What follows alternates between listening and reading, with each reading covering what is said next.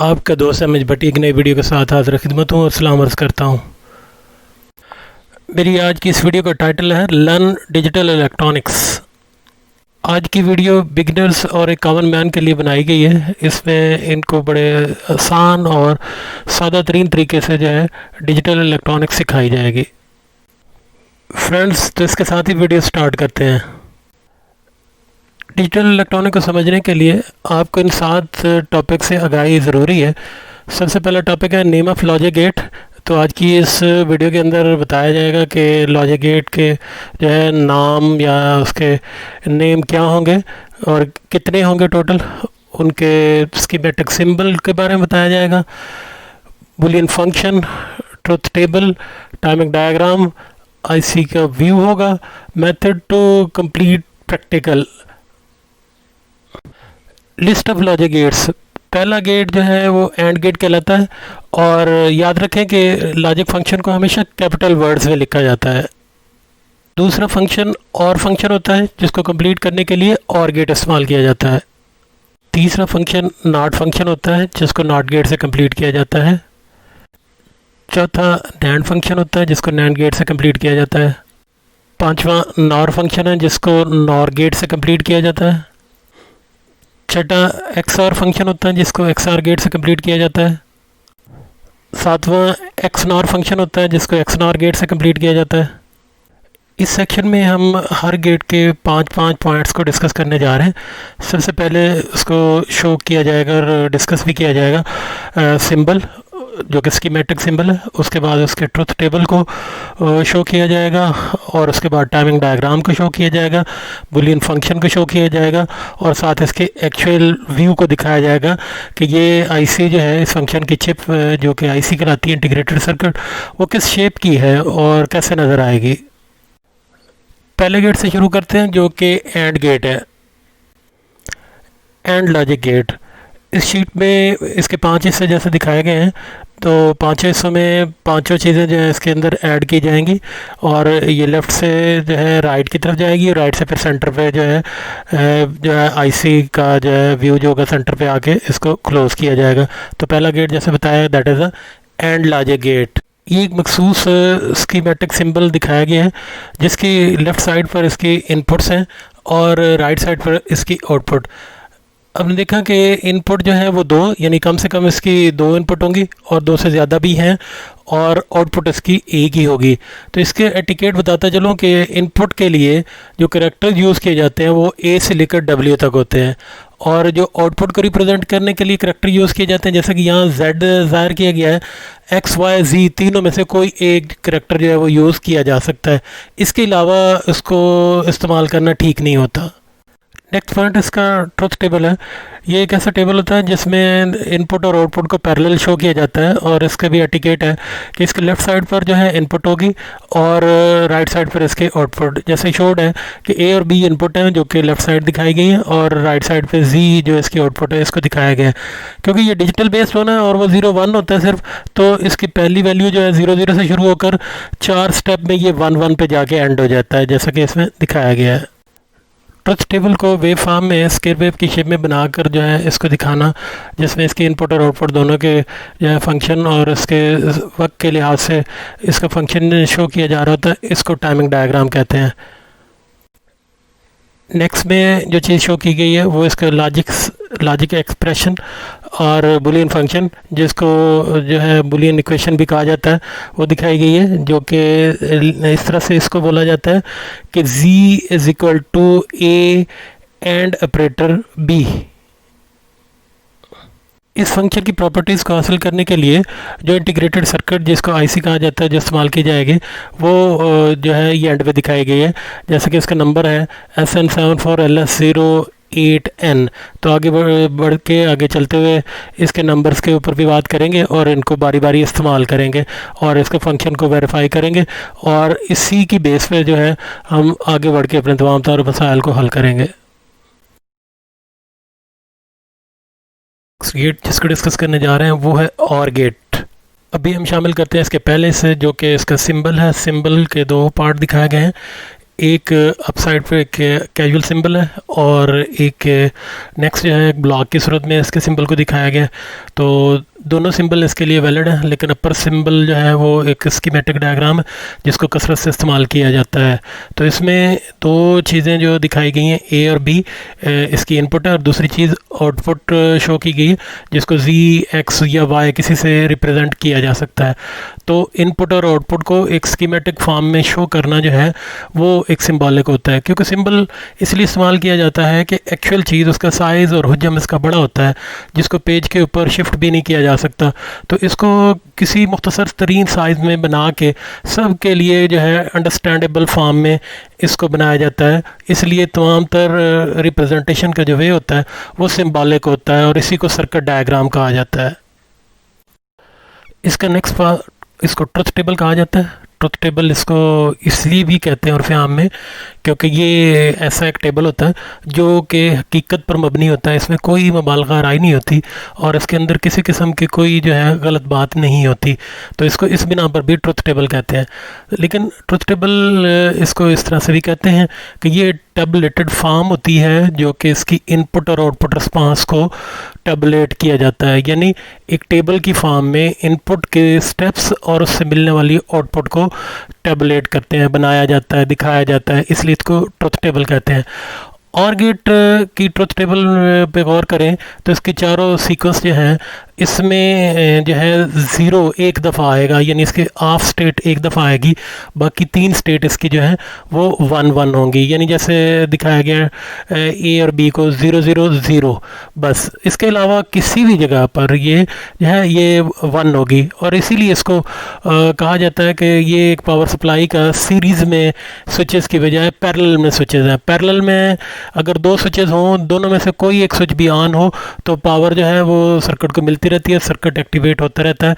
इसी चीज़ को आउटपुट पे दिखाया गया है कि इसकी आउटपुट 1 रहेगी। 1 का मतलब होता है हाई, हाई का मतलब है कोई चीज़ एक्टिवेट होना, 0 का मतलब होता है लो, लो का मतलब होता है एक्टिवेट ना होना यानी ऑफ हालत, और एक्टिवेट होने को ऑन हालत भी कहा जा सकता है। इसका तीसरा स्टेप, इसको टाइमिंग डायग्राम कहा जाता है। जैसे लफ्ज़ टाइमिंग है, टाइमिंग से मुराद रिस्पेक्ट टू टाइम जो है इसकी एक वेव फॉर्म बनाई जाएगी, और वो वेव फॉर्म किसकी बनेगी? टेबल की बनेगी। ट्रुथ टेबल को जो है अगर मैं ये कहूँ कि स्केयर वेव की शेप में, डिजिटल पल्स की शेप में दिखाना जो है वो इसके इनपुट और आउटपुट रिस्पांस को शो करना है, वो इसकी एक्टिविटी है और वो रिस्पेक्ट टू टाइम है, तो इसलिए इसको टाइमिंग डायग्राम कहते हैं। तो इसकी वजाहत के लिए मैं पहले भी गुजारिश कर चुका हूँ कि इस सेक्शन के एंड पर जो है टेबल का सीक्वेंस को जनरेट करने का तरीकाकार बताऊँगा कि टेबल का सीक्वेंस जनरेट कैसे होता है, और टाइमिंग डायग्राम सिखाऊँगा, बताऊँगा कि जनाब टाइमिंग डायग्राम कैसे बनाई जाती है, इसको रीड कैसे किया जाता है और ये हमारे लिए फ़ायदेमंद क्या है, इसके फ़ायदे के बारे में भी बताऊंगा। ये एक बहुत ही मुख्तसर तरीन सेक्शन है। इसको जो है रीड ऐसे किया जाता है कि इसको जो है नाम दिया जाता है that is a logic expression, या फिर इसे बुलियन फंक्शन या बुलियन इक्वेशन का नाम दिया जाता है। और रीड इस तरह से करते हैं, इसको पढ़ा इस तरह से जाता है, या कंसिडर इस तरह से किया जाता है कि आउटपुट इज इक्वल टू ए और ऑपरेटर। ये जो प्लस का साइन होता है ना, इसको ऑपरेटर साइन कहते हैं। प्लस जो होता है और का होता है, इसलिए इसको और ऑपरेटर बी, यानी एक वेरिएबल उसके बाद जो है उसका ऑपरेटर का साइन और दूसरे वेरिएबल को इस तरह से रीड किया जाता है। तो इस को हम जी भी कह सकते हैं, जी इज इक्वल टू ए और ऑपरेटर बी। इसका लास्ट पार्ट इसके चिप को दिखाया गया है, इसके आईसी को दिखाया गया है, इंटीग्रेटेड सर्किट को दिखाया गया है कि इस फंक्शन के लिए आईसी कौन सा इस्तेमाल किया जाएगा। जैसा कि यहाँ शोड है SN7432N जो है, इसको 7432 का नाम भी दिया जाता है। और जैसे इससे पहले बताया जा चुका है कि ये डिप सीरीज़ है, dual in line packages series है। इसके दो तरफ जो है पिन्स होंगी और पिन्स भी जो है इवन में होंगी, आधी एक साइड पर होंगी और आधी दूसरी साइड पर होंगी। ये 14 पिन का है। इससे मुराद ये क्या होगा कि 7 पिन इसकी एक साइड पर होंगी और 7 इसकी दूसरी साइड पर होंगी। नेक्स्ट बुलियन फंक्शन जो है वो नॉट फंक्शन होता है, जिसको परफॉर्म किया जाता है, जिसको हासिल किया जाता है by the help of NOT logic gate. तो इसको हम कंसीडर करने जा रहे हैं। मैं बताता चलो, नॉट का मतलब जो है वो अंग्रेज़ी वाला नॉट भी नहीं है कि ये हर बात पे इनकार भी करेगा, और हम उसको कंसीडर भी कर सकते हैं। रीज़न उसकी क्या होगी, क्योंकि इसने हर इनपुट को इन्वर्ट कर देना है, यानी दो इनपुट होनी है, या तो ज़ीरो होगी या वन होगी, तो दोनों को ये इन्वर्ट कर देगा, इसलिए इसे नॉट फंक्शन कहा जाता है। इसलिए इसका दूसरा नाम जो है इन्वर्टर भी है, यानी इन्वर्ट करने वाला। इसके स्कीमेटिक सिंबल को दिखाया गया है। अगर इस पर गौर करें तो ये एक ट्रायंगल की आउटपुट पर एक बबल यानी एक स्मॉल सा सर्कल जो है वो लगाया गया है। इसकी इनपुट उसी तरह से ए करैक्टर से ज़ाहिर की गई है और इसकी आउटपुट जो है वो जी करैक्टर से ज़ाहिर की गई है। तो ये जो है इसका स्कीमेटिक सिंबल है, और जैसा कि मैं इसको बता चुका हूँ, इस बबल को जो है इन्वर्टिंग साइन भी कहा जाता है, और ये सिंबल जो है इन्वर्टर की जगह पर भी इस्तेमाल किया जा सकता है। इस लॉजिक गेट का ट्रुथ टेबल सबसे छोटा बनता है, क्योंकि इसकी सिर्फ दो इनपुट्स होंगी, या तो इनपुट ज़ीरो होगी या इनपुट वन होगी। जैसा कि ट्रुथ टेबल में दिखाया गया कि एक साइड पर जो है इनपुट को दिखाया है जिसको ए से रिप्रेजेंट किया है, दूसरी साइड पर आउटपुट को दिखाया है जिसको जी से रिप्रेजेंट किया है। अगर ए ज़ीरो है तो यानी ए के नीचे अगर देखें ज़ीरो है तो जी के नीचे क्या होगा, वन, यानी ये उसको इन्वर्ट कर रहा है। बिल्कुल इसी तरह से इसे निचले स्टेप में देखें, अगर ए वन है तो जी क्या है, ज़ीरो।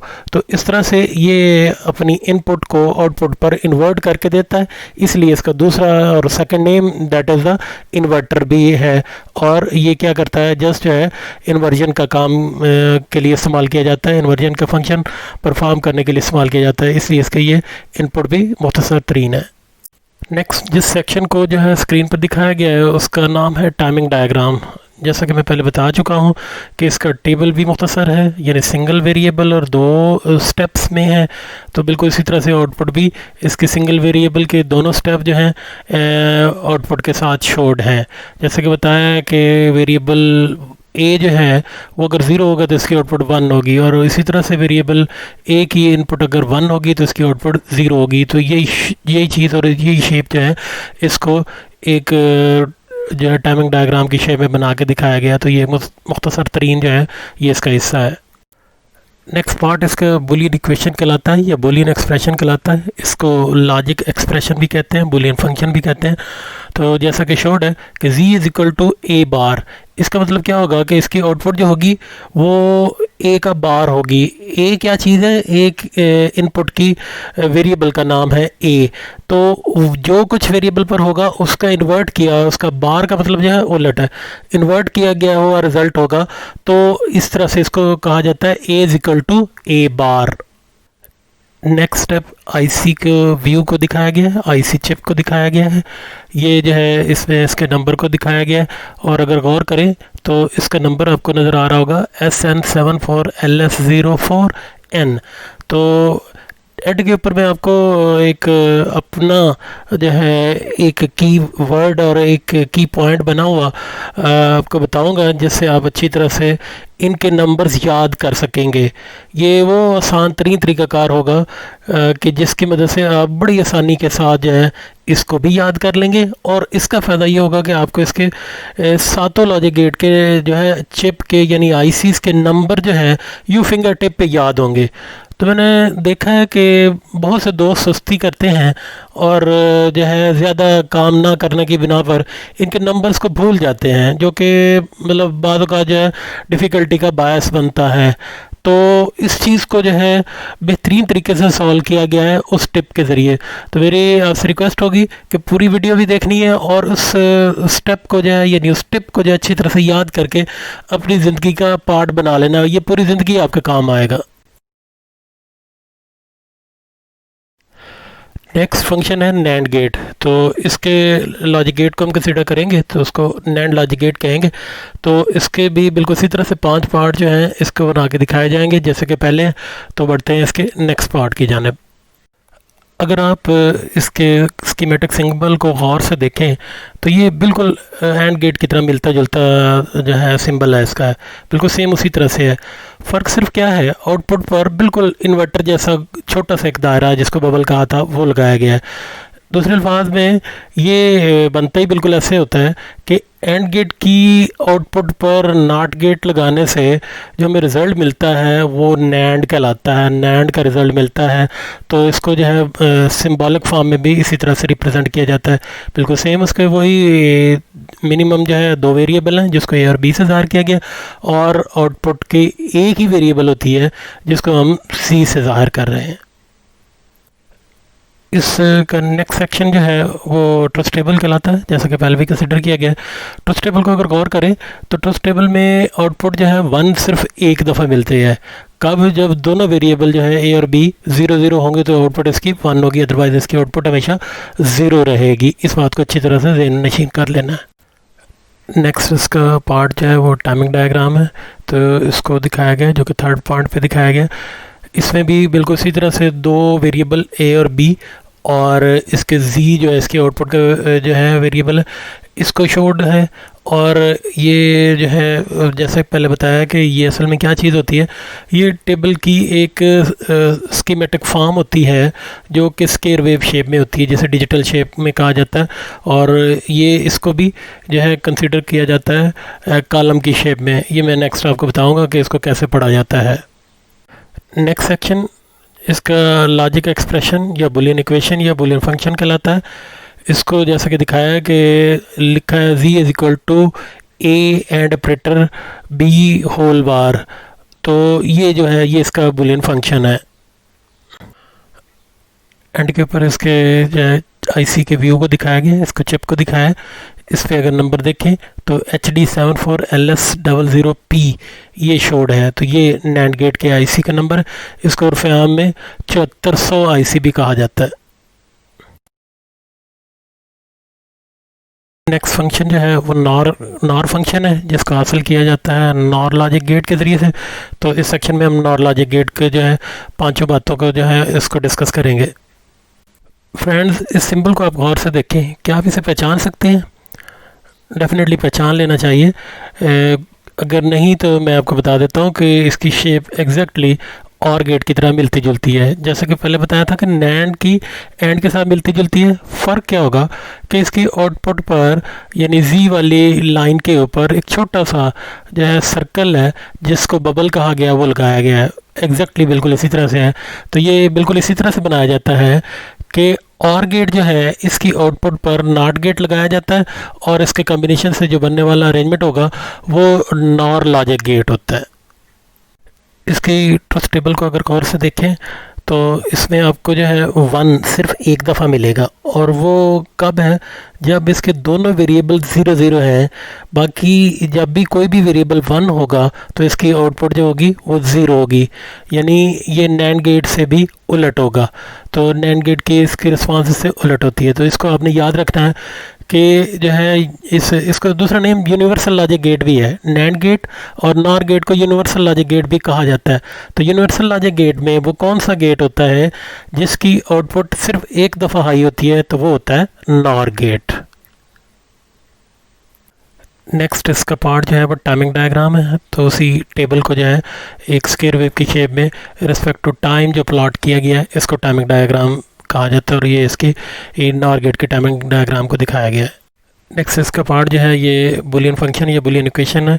तो इसको रीड ऐसे किया जाए, z इज इक्वल टू ए और ऑपरेटर बी होल बार। इस सेक्शन में इसके चिप यानी इसके आईसी को दिखाया गया। इसके नंबर को अगर आप गौर से देखें SN74LS02N, जिसको उर्फ़ आम में 7402 भी कहा जाता है।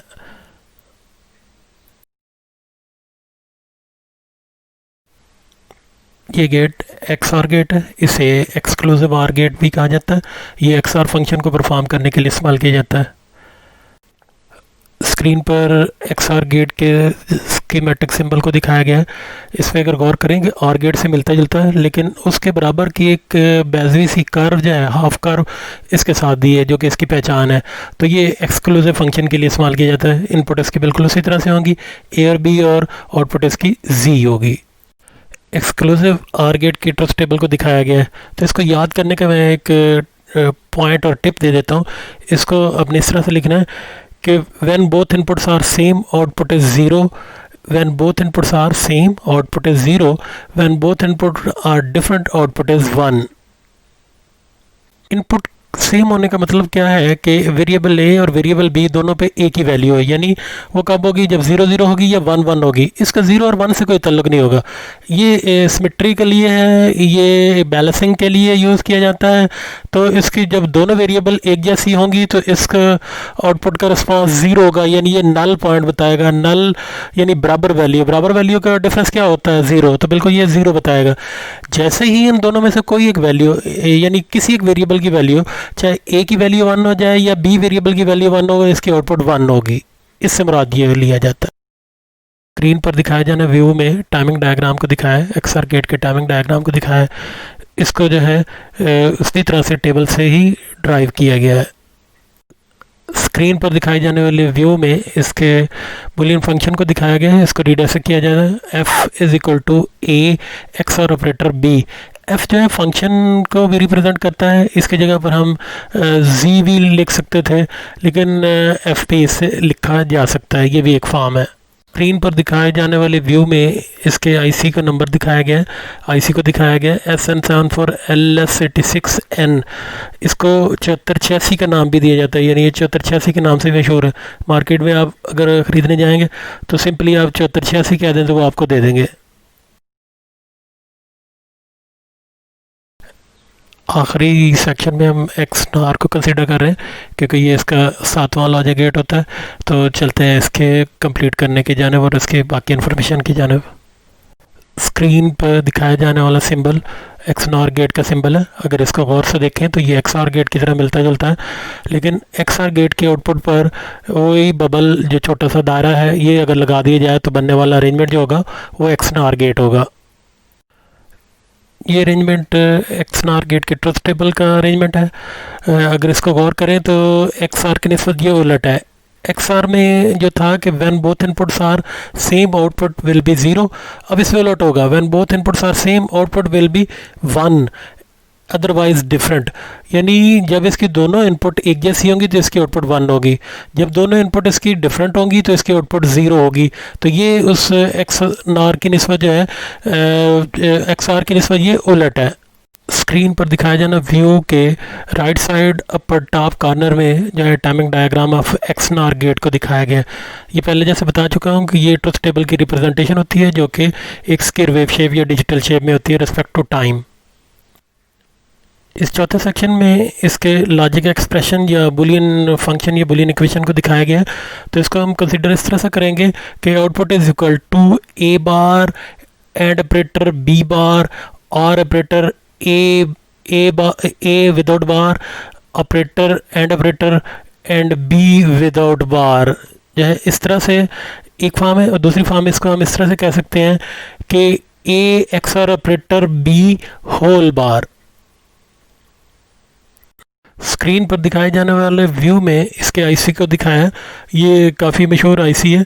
इसको जो है 74LS266 यानी 74266 के नाम से ये मशहूर होता है।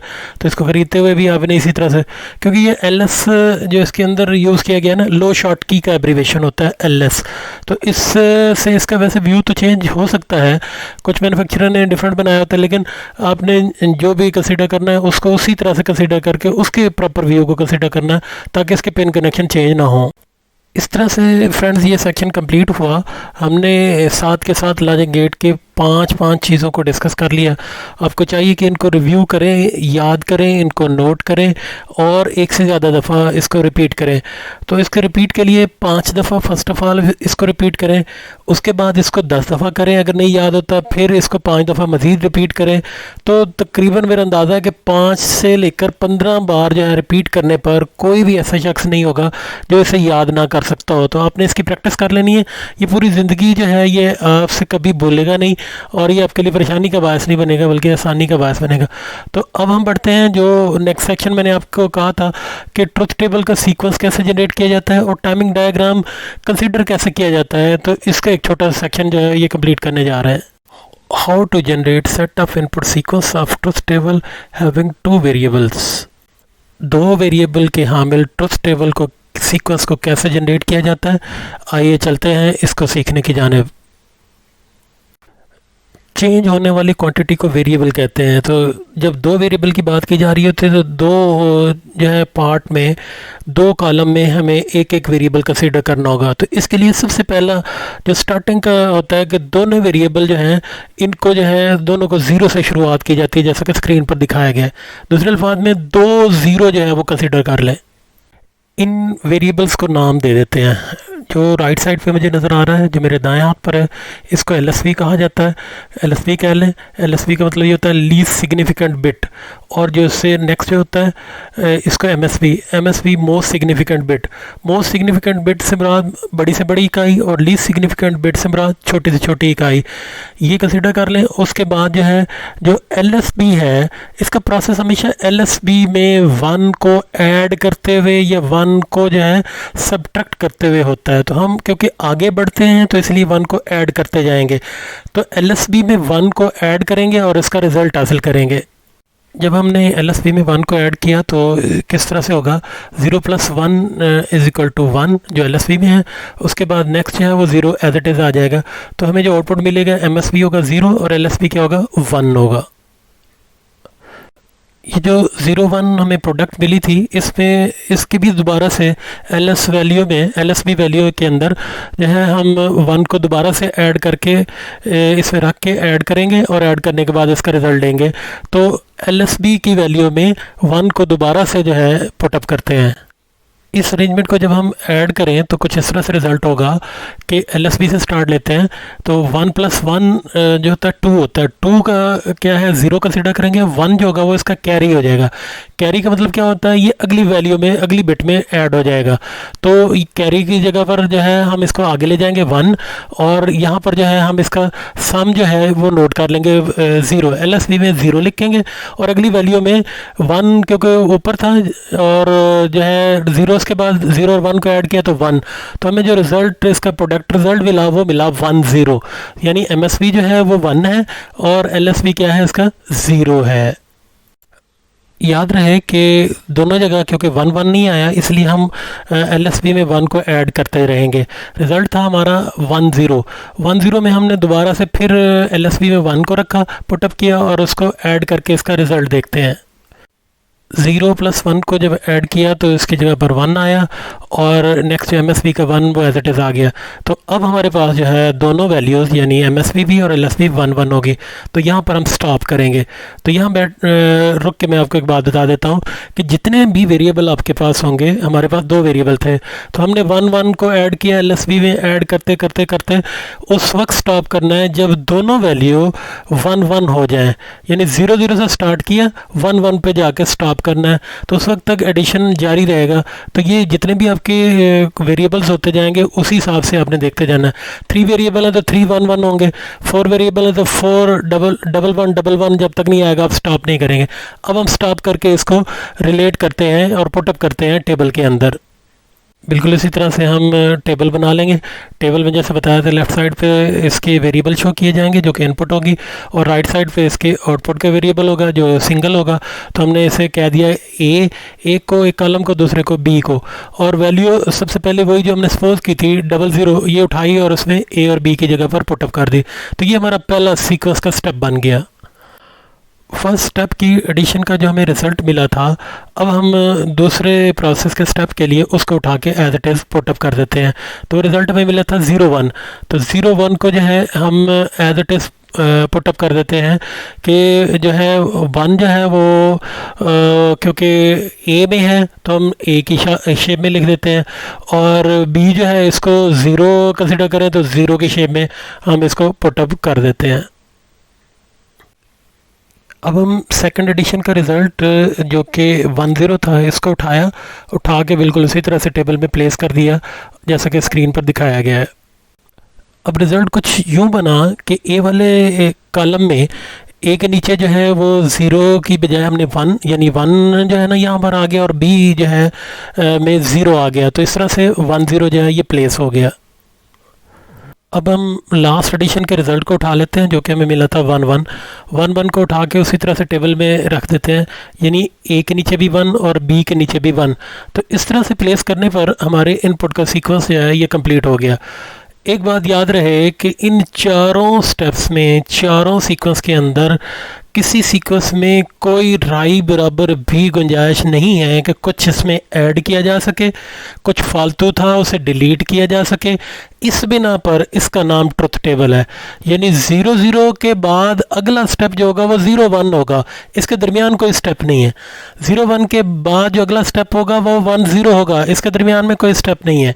1 0 के बाद जो है 1 1 स्टेप होगा, इसके दरमियान में कोई भी स्टेप मज़ीद गुंजाइश नहीं है जो कि ऐड किया जा सके। तो इस हकीकत की बिना पर, इस सच्चाई की बिना पर इसका नाम ट्रुथ टेबल है। फ्रेंड्स, इस स्लाइड को गौर से देखें तो वही चीज़ें हमने उठाई हैं, एमएसवी की जगह 0, एलएसवी की जगह 0। तो इसको हम कॉमनली, जो कॉमन प्रैक्टिस है, जो कि शोड है, ये कहा जाता है कि एमएसवी को हम ए कहते हैं और एलएसवी को बी कहते हैं, जबकि हमें ये आइडिया है कि एलएसवी तो छोटी से छोटी इकाई होती है। तो मेरी ज़ाती ओपिनियन ये है कि क्यों ना हम इस छोटी से छोटी इकाई को जो करेक्टर डेजिग्नेट करें वो भी छोटे से छोटा होना चाहिए। तो बी जो है छोटा करेक्टर नहीं है, इससे छोटा तो ए है, तो हम ये इसे ए कहना चाहिए, इसको बी नहीं कहना चाहिए। तो LSB should be shown by small character. Smallest character मैं कहूँगा, वो स्मॉलेस्ट करेक्टर कौन सा है? ए। तो अगर आप इस बात से इत्तेफाक करें तो ज़रूर इसको फॉलो करें, अदरवाइज़ जो कॉमन प्रैक्टिस है उसको तो हम सब ने प्रैक्टिस को जारी रखना है, फॉलो करना है। लेकिन हम ज़ाती ओपिनियन बाज़ ग्राउंड्स की बिना पर दे सकते हैं कि हम एलएसवी को छोटे करैक्टर से रिप्रेजेंट करना चाहते हैं और एमएसवी को बड़े करैक्टर में रिप्रेजेंट करना चाहते हैं। क्यों? एलएसवी अपनी जगह पे रहता है और एमएसवी 1 बाय 1 शिफ्ट होता जाता है। अगले कॉलम में नेक्स्ट बिट के ऐड होने पर जो अगले कॉलम में चला जाता है, फिर एक और बिट ऐड होने पर, यानी कॉलम ऐड होने पर ये अगले कॉलम में शिफ्ट हो जाता है।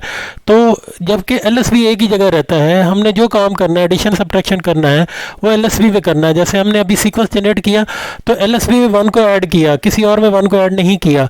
तो इस तरह से अगर आपको ये अच्छा लगे तो ज़रूर इसको फॉलो करें। अब बढ़ते हैं टाइमिंग डायग्राम के। टाइमिंग डायग्राम है क्या? इसकी डेफिनेशन को कुछ इस तरह से लिखा है मैंने। The timing diagram is the shape of signal over a period of time, यानी वक्त के मखसूस वक्फे पर एक शेप जो सिग्नल की होगी कि वो हमें किस तरह से मिलेगा। तो डिजिटल है तो स्केयर वेव होगी, तो स्केयर वेव फॉर्म में चाहे कम वक्फे का हो या ज़्यादा वक्फे का हो, उसकी जो शेप बनेगी वो टाइमिंग डायग्राम होगी। और याद रखें कि टाइमिंग डायग्राम के लिए हम जो हेल्प लेते हैं वो ट्रुथ टेबल से लेते हैं। तो ट्रुथ टेबल में एक स्टेप के तीनों पॉइंट्स, अगर 2 वेरिएबल हैं, मतलब ए और बी वेरिएबल और जी, यानी इनपुट और आउटपुट को बेवक्त जो है एक कॉलम में शो करना, वो टाइमिंग डायग्राम के एटिकेट्स हैं, जिसको हम आगे चल के बात करेंगे। तो एक और चीज़ यहाँ रिवाइज की गई है कि जो इनपुट के लिए करैक्टर्स यूज़ किए जाते हैं वो ABCD से चल के W तक करैक्टर के होते हैं, और जो आउटपुट के लिए यूज़ किए जाते हैं वो XYZ के लिए हैं। तो यहाँ पर एंड गेट के मैंने जो है याद के लिए फंक्शन लिखा है F = A AND operator B। अब बढ़ते हैं इसके नेक्स्ट जो है इसके स्टेप्स की जानिब। फर्स्ट गेट की बजाय सेकंड गेट और गेट की तरफ चलते हैं। इसके जो है टोटल अरेंजमेंट को जो है इस एग्जांपल में कंसीडर करते हैं। तो सबसे पहले इसके सिंबल और इसके ट्रुथ टेबल को बना लिया। अब हम इसके टाइमिंग डायग्राम की तरफ चलते हैं। याद रहे कि ट्रुथ टेबल के 4 स्टेप हैं, यानी जिसको हमने T1, T2, T3 and T4 का नाम दिया है, ये इसके 4 स्टेप्स हैं। तो पहला स्टेप जो है, सबसे पहले जो टाइमिंग डायग्राम बनाई जाती है वो स्टेप वाइज बनाई जाती है। तो पहले स्टेप में 2 वेरिएबल हैं जो कि इनपुट के और 1 वेरिएबल है आउटपुट का। इन तीनों को उठाना है, उठा के वर्टिकली प्लेस करना है इसको एक कॉलम के अंदर। तो जैसे यहाँ शोड है कि ए जो है सबसे टॉप पर, उसके बाद बी वैल्यू आई, थोड़ा गैप दे के जी वैल्यू आई, और इन तीनों की वैल्यू क्योंकि 0 है तो एक्सिस पर रहेगी। तो मैंने छोटी छोटी लाइन जो है वो ड्रा कर दी एक्सिस की, जो और इसके नीचे इनकी वैल्यूज़ लिख दी, जो कि 0 और एक A0, B0 और Z0 है। तो इस तरह से ये पहले T1 की जो है ये प्लेसमेंट हो गई है। इसी तरह दूसरा स्टेप जो T2 दिखाया गया है, इसको इसी लाइन में अगर देखें ए बी वैल्यू को, जो कि ए वैल्यू है 0 और बी वैल्यू है 1 और इसकी जी वैल्यू क्या है 1, इसको भी बिल्कुल उसी तरह से कॉलम में टॉप टू बॉटम जो है प्लेस करते हैं। तो ऊपर से अगर प्लेस करें तो ए 0 है, उसको 0 प्लेस कर दिया। नीचे आ जाए बी जो है 1 है वैल्यू, तो हमें 1 को जो है एम्पलीट्यूड को हाई करना होगा, एम्पलीट्यूड को हाई कर दिया। इसी तरह से जी जो है वो भी 1 है, तो जी वेरिएबल के एम्पलीट्यूड को भी हाई कर दिया। इस तरह T2 की प्लेसमेंट हो गई। बिल्कुल सेम इसी तरह से लेफ्ट साइड पे देखिए T3 को पिक करते हैं, ए से चलते हुए जी की तरफ जाते हैं। तो ए की वैल्यू 1 है, बी की वैल्यू 0 है और सी की वैल्यू 1 है। इसको भी बिल्कुल उसी तरह से उठाते हैं और इसको इस टाइमिंग डायग्राम की तरफ जो है प्लेस करते हैं। ए की वैल्यू 1 है, एम्पलीट्यूड को हमने हाई कर दिया और ये एम्पलीट्यूड हाई जो है 5 वोल्ट होते हैं अप्रॉक्सीमेटली डिजिटल के अंदर, बल्कि कन्फर्म ही तकरीबन डिजिटल के अंदर 5 वोल्ट होते हैं। उसके बाद बी की वैल्यू 0 है, तो हम इसके एम्पलीट्यूड को उसी एक्सेस पे रहते हैं, बी को इसको हाई नहीं करते, राइज नहीं करते। और जी की वैल्यू 1 है, तो जी की वैल्यू ऑलरेडी पहले भी 1 थी, इसको हम एक्सटेंड कर देते हैं। इस तरह से T3 का अरेंजमेंट जो है ये कंप्लीट हो गया। बिल्कुल सेम आखिरी स्टेप की तरफ बढ़ते हैं जाके, जो कि T4 है। T4 के इन साइड पर अगर देखें A1 है, आगे देखें B1 है और Z भी 1 है, तो इसका मतलब क्या हुआ कि तीनों वैल्यूज़ 1 1 होंगी। तो इसको हम प्लेस करते हैं बिल्कुल सेम उसी तरह से। अब टाइमिंग डायग्राम की तरह देखें, ए जो है वो 1 है, बी जो है वो नीचे की तरफ आ जाए, बी भी 1 है और उसके बाद जी भी 1 है। तो इसका मतलब क्या हुआ, ए के एम्पलीट्यूड को एक्सटेंड करना पड़ेगा क्योंकि ऑलरेडी 1 था, और बी के एम्पलीट्यूड 0 था, इसको हमने एम्पलीट्यूड को राइज किया और छोड़ दिया। उसके बाद जी ऑलरेडी 1 था, इसको एक्सटेंड किया। इस तरह से जो है T4 के लिए अगर आप देखें तो वर्टिकली उसी कॉलम के अंदर पढ़ना पड़ेगा 1 1 और 1। तो इस तरह से इसका ए का एम्पलीट्यूड राइज होगा, बी का एम्पलीट्यूड भी राइज होगा और जी का एम्पलीट्यूड भी राइज होगा। इस तरह से ये अरेंजमेंट कंप्लीट हो गया। इस सारे अरेंजमेंट को टाइमिंग डायग्राम कहते हैं। और बाकी जो है, बाकी उसको वैसे ही रिपीट कर दिया गया है ताकि एक सीक्वेंस जो है वो बड़ा सा नज़र आए, लेकिन असल में ये 4 स्टेप ही थे। यानी ये जो T1 से लेकर T4 तक है, जिनको ये नीचे भी शो किया गया है ग्रीन कलर से, T1 T2 लेफ्ट से राइट की जानिब, और इस पे ट्रुथ टेबल के ऊपर भी टॉप टू बॉटम जो है ए से पहले T1 T2 T3 T4 को शो किया गया है। तो इनको प्लेस करना ज़रूरी होता है और ये प्लेस हो गए। एंड गेट की भी टाइमिंग डायग्राम को कंसिडर कर लेते हैं। तो इसको बिल्कुल स्टेट जो है बिल्कुल सादा सादा सा नहीं बनाया, जो जैसे कि मैंने आर को बनाया था, इसको चेंज करके बनाया, इसकी शेप चेंज कर दी है। तो इससे जो है थोड़ा सा डिफरेंस ये आया, जो पहला T1 था ये चल के आखिर पे चला गया, उसके बाद जो है फिर नेक्स्ट जो है फर्स्ट वन जो है ये सेकंड वन T2 बन गया, उसके बाद जो है जो फोर्थ वन था उसके बाद थर्ड वन जो है ये उसी तरह थर्ड वन पे ही रहा, और ये जो सेकंड वन है ये फोर्थ वन हो गया। और ऊपर जो है ये एक इंडिकेशन दी है, read from up to down side, यानी ऊपर से नीचे की तरफ जाना है। ईच कॉलम, हर एक कॉलम के लिए 1 बाय 1 एक एक करके, यानी पहले सबसे जो है आपने एक स्टेप यानी एक T1 को अगर कंसिडर किया है तो T1 को कंप्लीट कर लें। कंप्लीट करने में क्या चीज़ होगी, इसकी दोनों चीज़ें कंसिडर की जाएंगी, यानी इसके वेरिएबल भी, अगर 2 वेरिएबल हैं कम से कम होंगे उसको भी, और मतलब अगर T के लिए उसके इन्वर्टर के लिए बनाना चाहें तो सिंगल वेरिएबल होगा तो एक ही कंसिडर होगा। एक वेरिएबल हो या 2 वेरिएबल हो, दोनों को इनपुट को पहले कंसिडर कर लेना, वो टॉप पे बनाए जाते हैं, और उनकी रिप्रेजेंटेड जो आउटपुट होगी, उसकी रिलेटिव आउटपुट जो होगी वो सबसे नीचे होगी। तो आपने इनपुट से लेकर आउटपुट की तरफ, यानी टॉप से लेकर अप साइड से लेकर बॉटम यानी डाउन साइड की तरफ कंप्लीट एक कॉलम मुकम्मल कर लेना। फर्स्ट के मैं अगर एग्जांपल दूं कि अगर कोई गेट उसकी 7 वेरिएबल हो इनपुट पर, तो यहाँ पर 7 इनपुट पहले कंसिडर की जाएंगी, फिर 8वीं जो होगी ये आउटपुट होगी। तो इस तरह से बनने वाला जो अरेंजमेंट होगा ये एक timing diagram. Timing diagram digital process को समझने के लिए बहुत ज़्यादा इफेक्टिव होता है। ये रिस्पेक्ट टू टाइम पूरे प्रोसेस की जो है कंप्लीट एक्टिविटी को शो करता है कि कब कौन सी स्विचिंग जो है वो हाई है, कौन सी स्विचिंग जो है लो है। इससे जो रिज़ल्ट आपको मिलेगा ये एक स्केयर वेव शेप बनती है, और ये जो है रिस्पेक्ट टू टाइम कंसिडर किया जाता है। तो ये डिजिटल प्रोसेस को समझने के लिए, और इवन के जो है मैकेनिकल प्रोसेस में भी जो टाइमिंग बड़ी कंसिडर की जाती है। होती है। वीडियो कैसेट प्लेयर के अंदर उनकी कैसेट इंसर्ट करने का जो अरेंजमेंट होता था वो टाइमिंग से अरेंजमेंट होता था। उसके अंदर जो गेयर सिस्टम था उसकी कोई गरारी, उसका कोई टीथ जो है स्लिप हो जाए, गरारी जो है प्रॉपरली उसको उतने टर्न ना दे सके, तो जो है वो अरेंजमेंट कंप्लीट नहीं होता था और आपका मैकेनिज़्म वर्क नहीं करता था। तो इस तरह से टाइमिंग डायग्राम को समझना काफ़ी ज़्यादा आसान है और इम्पॉर्टेंट है। तो बनाना और भी आसान है, जैसा कि मैंने आपको सादा तरीन बताया। तो मैं आपसे कहूँगा कि मैंने तो आपको जो है और गेट का बना के दिया है, आप प्रैक्टिस के लिए बाकी तमाम के तमाम गेट इनके भी टाइमिंग डायग्राम बनाएं और बना के इसकी प्रैक्टिस करें। फ्रेंड्स, हमने बेसिक लॉजिक गेट्स के हवाले से काफ़ी हद तक अवेयरनेस हासिल कर ली है। अब अगला स्टेप इसको असम्बलिंग की जानिब है। तो अब बढ़ते हैं इन तमाम लॉजिक गेट्स की वेरिफिकेशन और इनको असम्बल करने की जानिब, ताकि हम इसको टेस्ट कर सकें, ताकि हम इसके आइडिया ले सकें कि ये ठीक भी है या नहीं है, क्या ये हमारे पर्पज़ को सॉल्व भी करेगा या नहीं। तो इससे हमें काफ़ी ज़्यादा आगाही हासिल होगी। तो बढ़ते हैं इसकी कंप्लीशन की जानिब। First of all AND logic gate की वेरिफिकेशन करेंगे, इसको असम्बल करेंगे और इसको वेरीफाई करेंगे कि वाकई ये वर्क करता है या नहीं करता। आज हम डिजिटल लॉजिक डिज़ाइन और डिजिटल इलेक्ट्रॉनिक्स की बात करने जा रहे हैं। इसमें हम सबसे पहले लॉजिक गेट्स की वेरिफिकेशन करेंगे, जैसा कि क्यू में है कि जी आज हम एंड गेट जैसे कि शो किया गया, इसकी वेरिफिकेशन के लिए जो है बात करने जा रहे हैं। इसका नंबर जो है वो SM74LS08 है और इस आईसी को मैं जो है ना यहाँ लगा चुका हूँ इस ब्रेडबोर्ड के ऊपर। मेरे सामने एक डिजिटल ट्रेनर मौजूद है और इस डिजिटल ट्रेनर के ऊपर इसे परफॉर्म करेंगे। मैं चाहूँगा कि मैं आईसी के इंटरनल स्ट्रक्चर की बात करूँ। ये जैसे कि मेरे सामने है, ये एक 14 पिन का आईसी है जिसके पिन नंबर 1 से लेकर 7 तक जो है एक साइड पर है। इसको डिप सीरीज़ कहते हैं।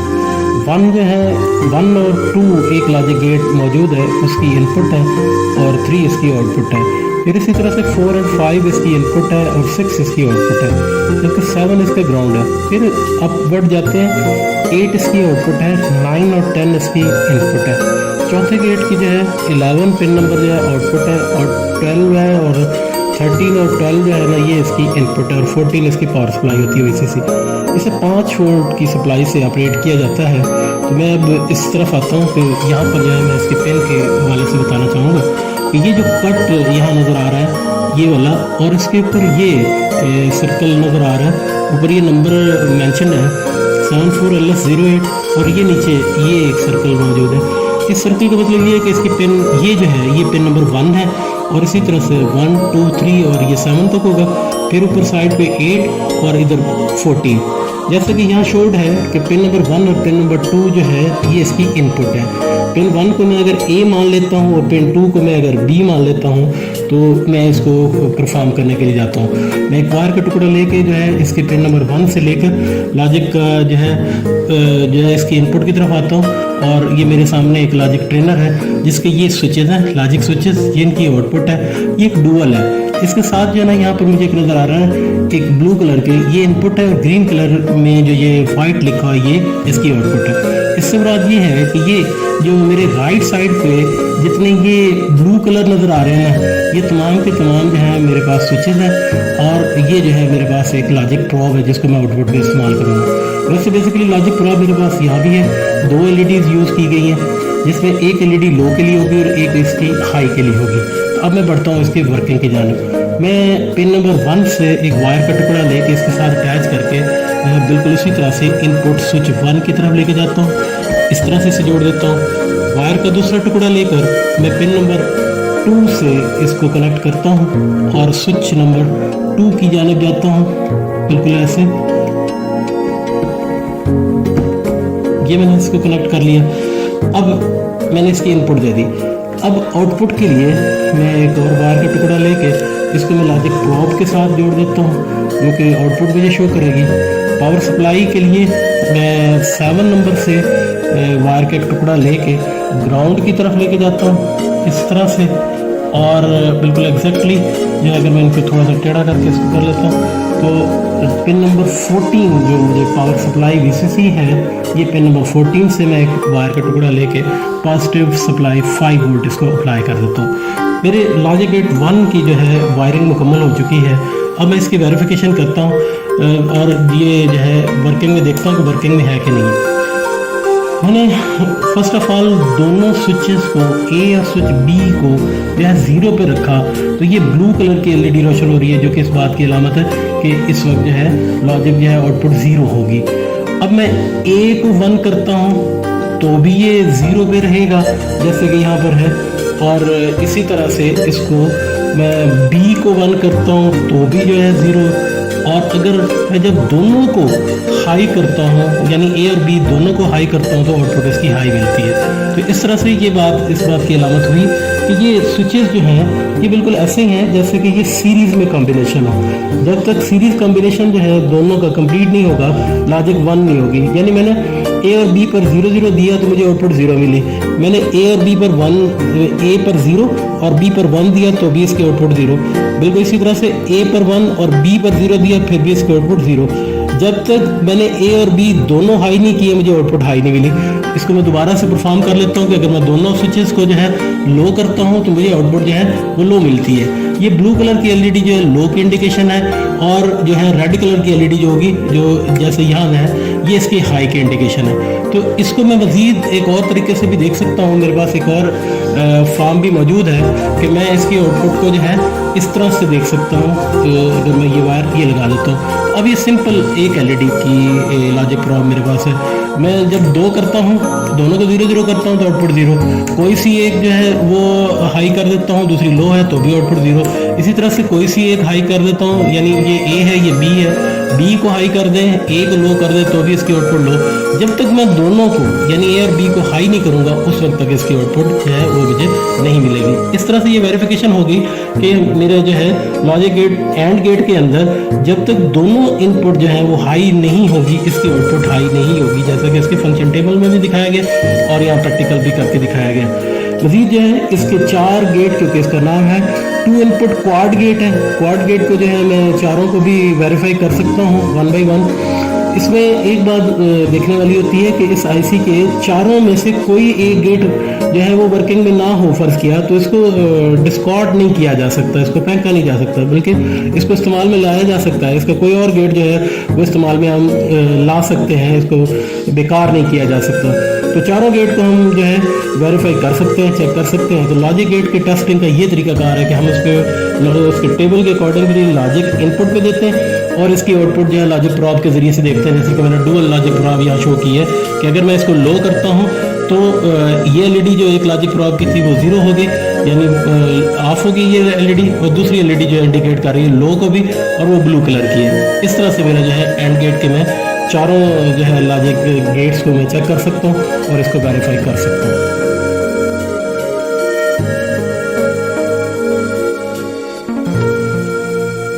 फ्रेंड्स, तो इस तरह से हमने पहले logic gate that is and logic gate उसकी वेरिफिकेशन कर ली।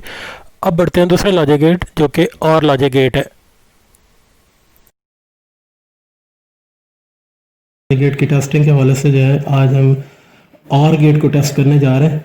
जैसे कि मेरे सामने इसकी एक शीट अवेलेबल, इसका 74LS32 इसका नंबर है। इसके स्टार्ट में SN54 भी नज़र आ रहा है। ये 2 सीरीज़ हैं इसमें, अगर मैं बताता चलूँ 74 TTL सीरीज़ होती है और 54 जो है ये एक CMOS सीरीज़ है। मेरे सामने 14 पिन का ये आईसी मौजूद है। इसमें जो है ना 4 गेट अवेलेबल हैं। अगर मैं यहाँ देखूँ तो गेट नंबर 1 जो है इसकी पिन नंबर 1 है, ये 2 है, ये इसकी आउटपुट होगी। फिर 4 और 5 इसकी इनपुट है, 6 इसकी आउटपुट, बिल्कुल सेम उसी तरह से 7 जो है वो ग्राउंड है, 8 जो है इसकी आउटपुट है तीसरे गेट की, 2 9 और 10 जो है इसकी इनपुट है, और 11 जो है आउटपुट है, 13 और 12 जो है इसकी इनपुट है, और इसी तरह से BCC इसकी 14 है। अब इसको वेरीफाई करने के लिए चलते हैं। तो बिल्कुल इसी तरह से मैं एक वायर का टुकड़ा लेता हूँ।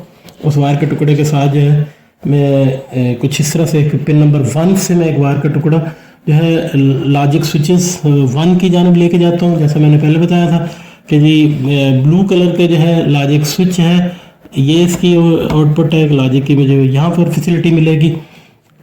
उसके बाद मैं B के लिए भी इसी तरह से दूसरे पिन से जो है वो एक और लॉजिक स्विच का कनेक्शन करता हूँ। फिर इसी तरह से मैं लॉजिक के लिए आउटपुट के लिए जो कि पिन नंबर 3 है वहाँ से कनेक्शन करता हूँ। ये पिन नंबर 3 के कनेक्शन जो है मैं लॉजिक प्रॉब की जानब लेके जा रहा हूँ। इस तरह से मैंने लॉजिक प्रॉब के साथ कनेक्ट किया।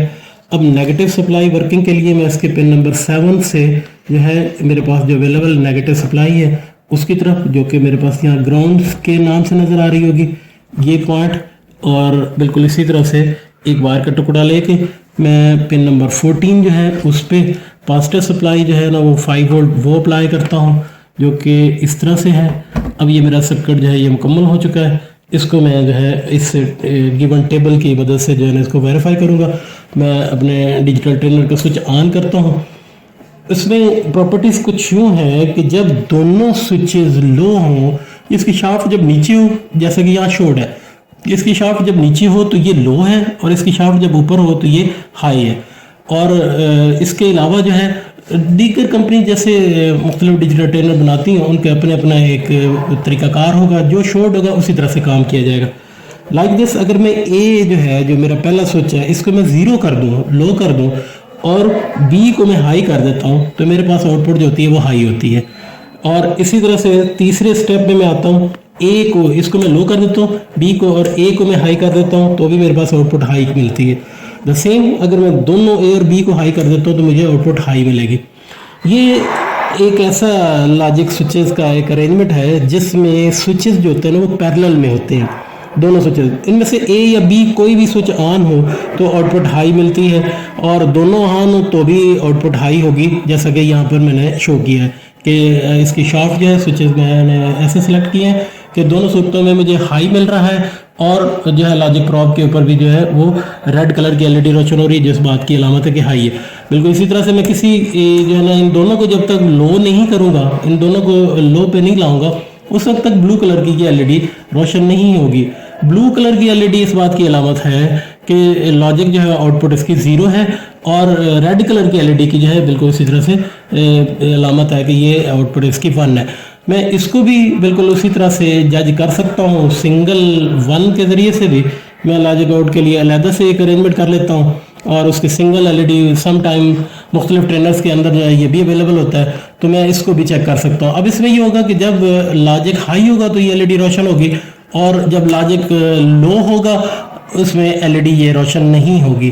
तो इस तरह से ये सिंगल एलईडी के ज़रिए से भी लॉजिक प्रॉब को मैं अरेंज करके लगा के मैं इसको टेस्ट कर सकता हूँ, और डबल के ज़रिए से भी कर सकता हूँ। डबल में बेनिफिट ये होगा कि देखने वाले को ये एक एक्शन जो है परफॉर्म होता नज़र आता है कि लो की सूरत में भी एक एलईडी रोशन होती है जिसका कलर स्पेसिफिक है, जैसे यहाँ पर ब्लू कलर है। इसी तरह से हाई की सूरत में भी एक एलईडी रोशन नज़र आती है जिसका स्पेसिफिक कलर जो है रेड कलर का है, जैसे कि मैं यहाँ शो करूँ कि ये रेड कलर की एलईडी रोशन हो रही है। और इधर सिंगल में वही रेड है, रेड ऑन होगी कब होगी, जब दोनों जो है हाई होंगे, या दोनों में से कोई एक हाई होगा, यानी हाई लॉजिक को शो करेगा, और जब लो लॉजिक होगा तो उस वक्त ये एलईडी रोशन नहीं होगी क्योंकि लो पे इसने एक्टिवेट नहीं होना, जबकि यहाँ दूसरा एक अरेंजमेंट है। तो इस तरह से हम इस के भी चारों लॉजिक गेट जो है उनको भी टेस्ट किया जा सकता है। इसको अगर मैं परफॉर्म करना चाहूँगा तो 4, 5 इनपुट होगी, 6 इसकी आउटपुट होगी, और इसकी 9 और 10 की इनपुट होगी, 8 जो है इसकी आउटपुट होगी। इसी तरह से 12 और 13 इसकी इनपुट होगी, और 11 इसकी आउटपुट होगी। तो इस तरह से चारों गेट में से कोई एक गेट भी जो है अगर डिस्टर्ब होता है तो बाकी का आईसी जो है बेकार नहीं होता, बाकी के आईसी को जो है इस्तेमाल उसके तमाम गेट्स को इस्तेमाल में लाया जा सकता है, सिवाय उस गेट के जो फॉल्टी है। बस कर मैं कहूँ गेट 1 अगर फॉल्टी है मैं 2, 3 और 4 को इस्तेमाल में ला सकता हूँ, और अगर 4 अगर फॉल्टी है मैं 1, 2 और 3 को इस्तेमाल में ला सकता हूँ। इस तरह से ये आईसी फेंका नहीं जा सकता और इसको इस्तेमाल में लाया जा सकता है। फ्रेंड्स, इस तरह से हमने आर गेट को भी वेरीफाई कर लिया। अब बढ़ते हैं इसके next gate, that is the not gate. एक नॉट गेट है। नॉट गेट के जैसे मुझे आइडिया है कि ये इसका IC 74LF04 है। ये एक हेक्स इन्वर्टर है, यानी एक IC के अंदर 6 गेट अवेलेबल होंगे, 1, 2, 3, 4, 5, 6। ये भी 14 पिन का डिक सीरीज़ का IC है। पिन नंबर 1 से लेकर पिन 7 तक एक साइड पर है, जैसे कि पहले भी इसमें बात हुई है, और 8 से लेकर 14 तक दूसरी साइड पर है। इसमें तरतीब ये होती है कि पिन नंबर 1 से लेकर 14 तरतीब के साथ एक ही साइड पर होते हैं, फिर अब बढ़ जाया जाता है जैसा कि यहाँ दिखाया गया पिन नंबर 8 पे।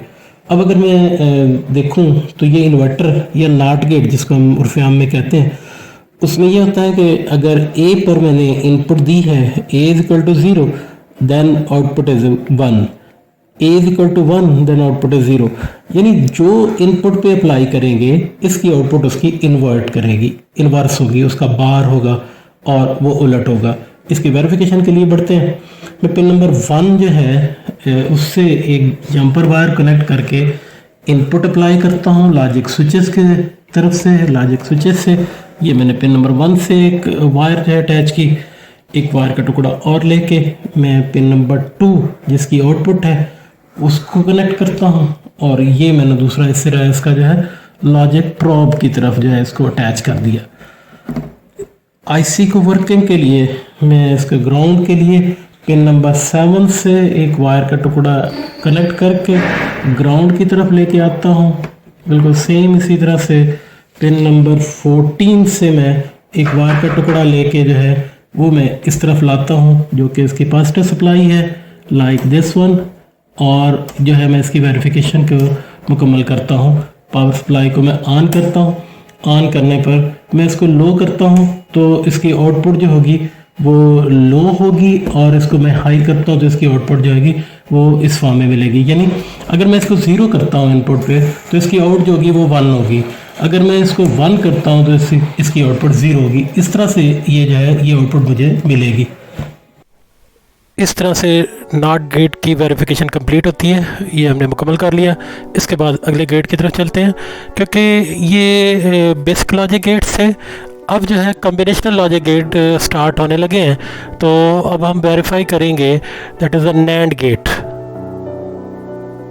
डिजिटल लॉजिक डिज़ाइन और डिजिटल इलेक्ट्रॉनिक के वेरिफिकेशन के इस फेज़ में हम जो है SN 74LS00 यानी कि नैंड गेट आईसी के जो है ना वेरिफिकेशन की तरफ बढ़े।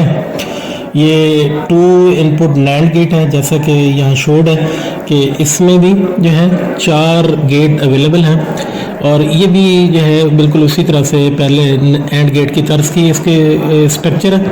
यानी पिन नंबर 1 और 2 जो है इनपुट के लिए, पिन नंबर 3 इसके आउटपुट के लिए, दूसरे गेट के लिए पिन नंबर 4 और 5 जो है इनपुट के लिए, 6 जो है इसके आउटपुट, 7 जो है ग्राउंड, और इसी तरह से 10 और 9 जो है इनपुट है और 8 जो है आउटपुट है।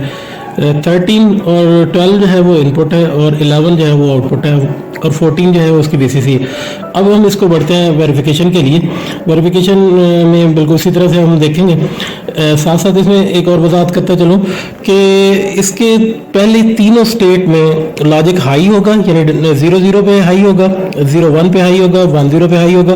लो सिर्फ एक जगह होगा जब दोनों 1 होंगी, यानी दोनों इनपुट ए और बी जब हाई होंगी तो इसकी आउटपुट जो है वो 0 होगी, यानी ये इन्वर्ट कर देगा और इसकी आउटपुट जो हमें इस तरह से मिलेगी। तो अब बढ़ते हैं इसकी वेरिफिकेशन की जानिब। बिल्कुल इसी तरह से पिन नंबर 1 पे मैं एक वायर का टुकड़ा अटैच करके इसको लॉजिक स्विच जो है ए की जानिब लेके जाता हूँ, और ये ए के साथ मैं इसको कनेक्ट कर देता हूँ। फिर इसी तरह से मैं एक और वायर का टुकड़ा लेके लॉजिक बी के लिए जो है इसकी इनपुट को जो है वो अरेंज करता हूँ और इसको स्विच बी से कनेक्ट करता हूँ।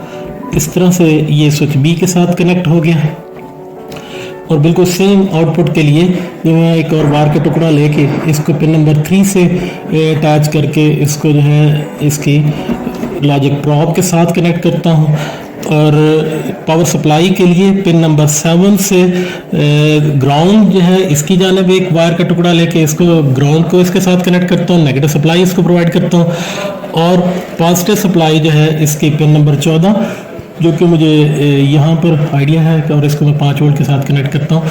तो इस तरह से ये जो है ये वेरिफिकेशन के लिए मेरे इस आईसी के कनेक्शन हो गए, और अब जो है मैं इसको जो है पावर सप्लाई को ऑन करके इसकी वेरिफिकेशन करता हूँ। 1 बाय 1 इसको देखते हैं कि अगर मैं दोनों स्विचेस को लो कर देता हूं तो आउटपुट इसकी जो है वो 1 होगी, यानी हाई होगी। यानी दूसरे अल्फाज में मैं ये कहने जा रहा हूं ए और बी की शाफ्ट को जब मैं लो रखता हूं, नीचे करता हूं, तो 0 इसकी दोनों इनपुट पर अप्लाई किया तो इसकी आउट जो है मुझे 1 मिल रही है। इस तरह से इसने दोनों को इन्वर्ट किया और 1 में इससे कन्वर्ट कर दिया। फिर इसी तरह से ए स्विच को जो है मैं 0 पे रहने देता हूँ, बी को फर्ज किया 1 पे करता हूँ, तो भी इसकी वही स्टेट रहेगी, आउटपुट मुझे 1 मिलेगी।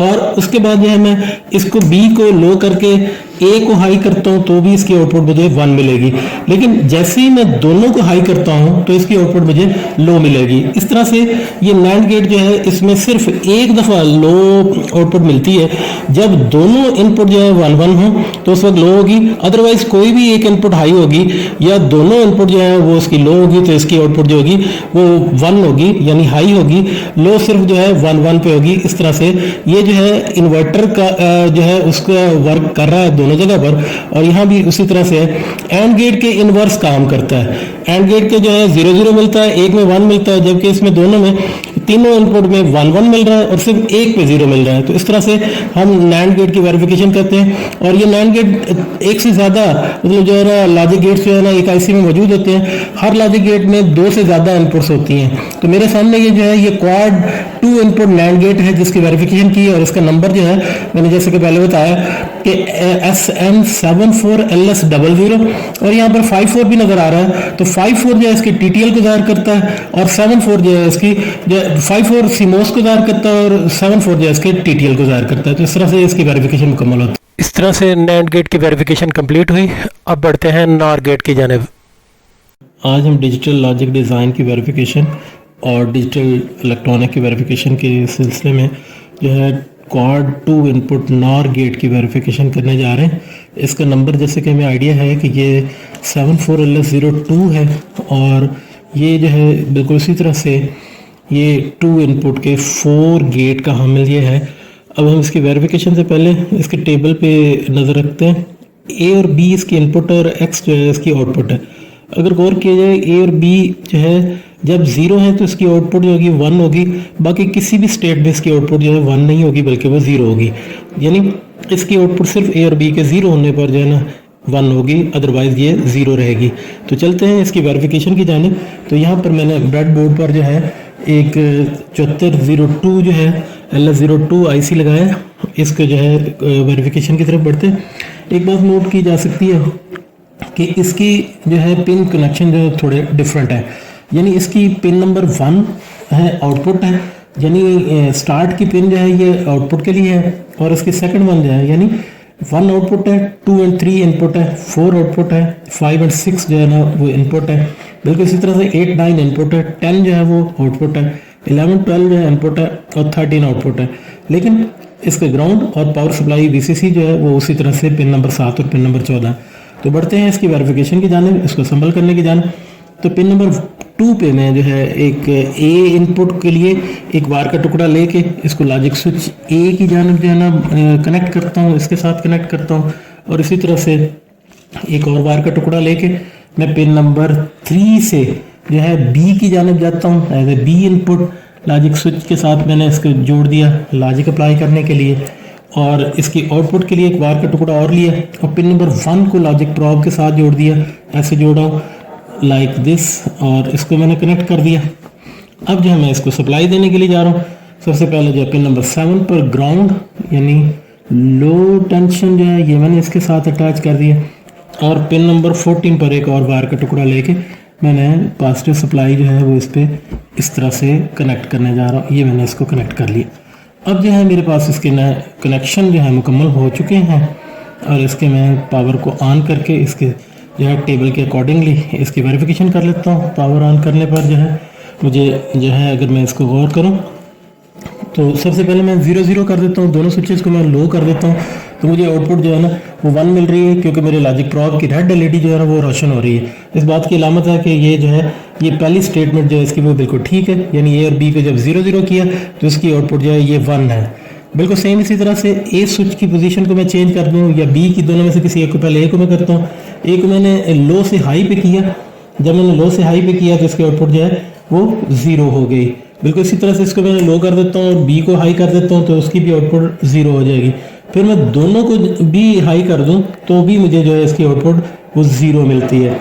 यानी ये नैंड गेट से भी इन्वर्स होगा। नैंड गेट में क्या था कि जस्ट एक दफ़ा 0 मिलता था, बाकी 3 दफ़ा जो है तीनों स्टेटमेंट में जो है 1 1 मिलता था, जबकि इसमें सिर्फ एक दफ़ा 1 मिलेगा, 3 दफ़ा 0 0 मिलेगा। यानी वन उस वक्त होगा जब ए और बी 0 0 पर हैं तो आउटपुट इसकी 1 है। अदरवाइज कोई भी इनपुट जो है वो लो या हाई रहे, दोनों को हाई कर दिया जाए तो इसकी आउटपुट 0 रहेगी। तो ये इस बात की अलामत है कि ये आईसी भी ठीक है और इस आईसी को टेस्ट करने का ये तरीकाकार है। तो हम डिजिटल आईसी को जो है वो इस तरह से चेक करते हैं कि उसमें हम लॉजिक इनपुट जो है प्रोवाइड करते हैं और लॉजिक के आउटपुट का रिस्पांस जो उसके टेबल है एक्ट्रोस टेबल के जरिए से उसको देख के इसको जज कर लेते हैं। तो इस तरह से लॉजिक गेट जो है यानी नॉर गेट की वेरिफिकेशन जो है मुकम्मल होती है। फ्रेंड्स, इस तरह से हमने नॉर लॉजिक गेट की वेरिफिकेशन कंप्लीट की। अब बढ़ते हैं एक्स और लॉजिक गेट की जानिब।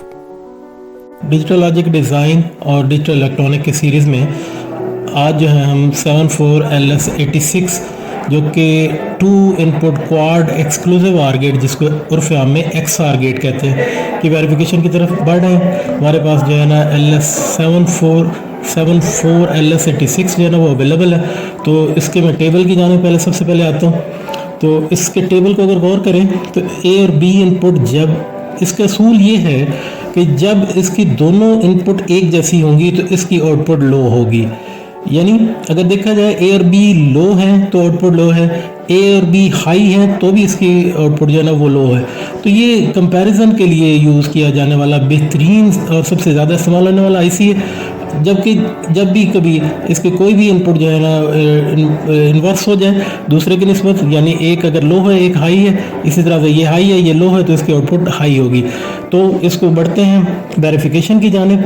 तो सबसे पहले मैं इसको उसी तरह से कि ये लॉजिक गेट जो है ना, अगर मैं इनपुट साइड पे आता हूँ तो इसमें भी 4 लॉजिक गेट मौजूद हैं। इसकी 1 और 2 जो है इनपुट है और 3 इसकी आउटपुट है, 4 5 इनपुट है, 6 आउटपुट है, 7 इसकी ग्राउंड है, 8 आउटपुट है, 9 और 10 जो है वो इसकी इनपुट है, 11 इसकी आउटपुट है, 12 और 13 इसकी जो है इनपुट है और 14 इसकी पावर सप्लाई है VCC।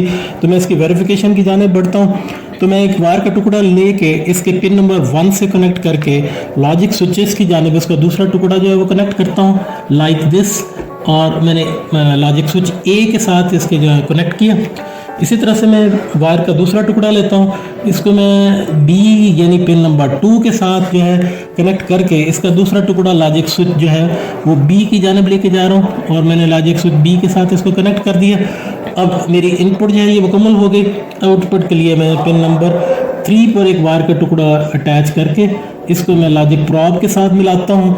इस तरह से मेरे लॉजिक प्रॉब के साथ इसकी कनेक्टिविटी हो गई। एक और वायर का टुकड़ा लेके मैं पिन नंबर 7 से ग्राउंड की जानिब इसको मिलाएगा। एक टर्मिनल मैंने पिन नंबर 7 के साथ मिलाया और दूसरा टर्मिनल जो है मैं ग्राउंड की जानिब मिलाने जा रहा हूँ। इस तरह से ये इसकी इनपुट जो है पावर सप्लाई की भी इसको एक प्रोवाइड कर दी। अब इसको VCC रहेगी। VCC पिन नंबर 14 जो है इससे मैंने इसे कनेक्ट किया और कनेक्ट करने के बाद दूसरा हिस्सा जो है इसका पॉजिटिव सप्लाई के साथ जोड़ देता हूँ लाइक दिस और इसको भी अरेंज में कर लेता हूँ। इस तरह से मेरे पास जो है ना इसके कनेक्शन मुकम्मल हो गए। अब इसकी वेरिफिकेशन के लिए मैं इसके पावर को ऑन करता हूँ। पावर ऑन करने के बाद मैं इसकी वेरिफिकेशन करता हूँ कि मैं दोनों इनपुट जो है इसको मैं लो कर देता हूँ लाइक दिस। यानी मैंने लॉजिक स्विचेस की दोनों स्विचेस की शाफ्ट नीचे कर दी है लो की, यानी ए और बी के लिए। तो मुझे जो आउटपुट मिल रहा है मेरे ब्लू LED रोशन हो रही है। ब्लू LED रोशन होने का मतलब ये है कि मुझे जो आउटपुट मिल रही है वो लो मिल रही है। वही जो है ना इसमें वही वेरिफिकेशन हो रही है कि दोनों सेम जब इनपुट होंगी तो आउटपुट इसकी जो होगी वो लो होगी। अब मैं सेम में दोनों को हाई कर देता हूँ। ए की शाफ्ट को हाई किया, बी की शाफ्ट को हाई किया, तो दोनों जो है हाई पे रखने पर भी इसकी मैं आउटपुट देखता हूँ तो वो लो है। इस तरह से ये वेरीफाई हुआ कि दोनों जो है इनपुट इसकी अगर सेम स्टेट पर है यानी लो पर है तो भी हाई है, हाई पर है तो भी हाई है। अब इसकी मैं सेकंड स्टेप देखता हूँ कि ए को मैं लो कर देता हूँ, A is low and B is high, तो आउटपुट हाई है। बिल्कुल इसी तरह से ए को जो है मैं हाई कर देता हूँ और बी स्विच को मैं लो कर देता हूँ। ए को हाई, बी को लो किया और इसकी आउटपुट जो है वो हाई मिली। तो इससे ये बात वाज़ेह हुई कि इसकी जब दोनों इनपुट सेम होंगी तो आउटपुट लो होगी और इनपुट दोनों डिफरेंट होंगी तो आउटपुट हाई होगी। तो इसकी इस प्रॉपर्टी की बिना पर इसको जो है आम तौर पे कंपैरेटर के तौर पर यूज़ किया जाता है। डिजिटल कंपैरेटर के लिए बहुत ज़्यादा इस्तेमाल होने वाला है और जैसा कि इसका मैंने नंबर बताया 74LS86 और ये भी क्वाड गेट है, 2 इनपुट का हामिल है और बाकी गेट्स की तरह इसकी भी इनपुट जो है उसी तरह से 1 2 और इसकी आउटपुट 3 है। इस तरह से इसकी वेरिफिकेशन होगी तो इस गेट को जो है इस तरह से जो है मुकम्मल करते हैं। फ्रेंड्स, तो इस तरह से हमारे XR गेट की वेरिफिकेशन कंप्लीट होती है। अब हम लास्ट गेट जो कि XNAR गेट है उसकी वेरिफिकेशन की तरफ चलते हैं और इसको कंप्लीट करते हैं। पहले मैं आपको इस IC के कुछ डिफरेंट एंगल पर व्यूज़ दिखाना चाहता हूँ।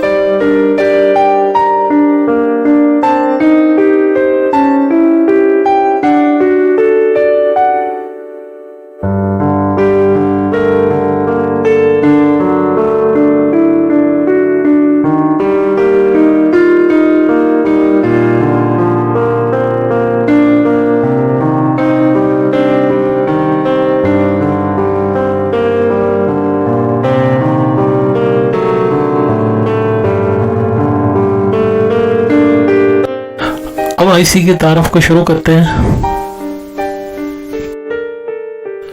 स्क्रीन पर दिखाई जाने वाली स्लाइड के अगर बॉटम लेफ्ट व्यू की तरफ अगर देखा जाए तो उसके इंटरनल स्ट्रक्चर को दिखाया गया है, जिसमें उसके सिर्फ सिंगल गेट को गेट 1 को दिखाया गया है। इसमें अगर गौर किया जाए तो इसकी इनपुट दोनों टर्मिनल जो है वो लेफ़्ट साइड पर है और आउटपुट के एक टर्मिनल जो है वो राइट साइड पर है।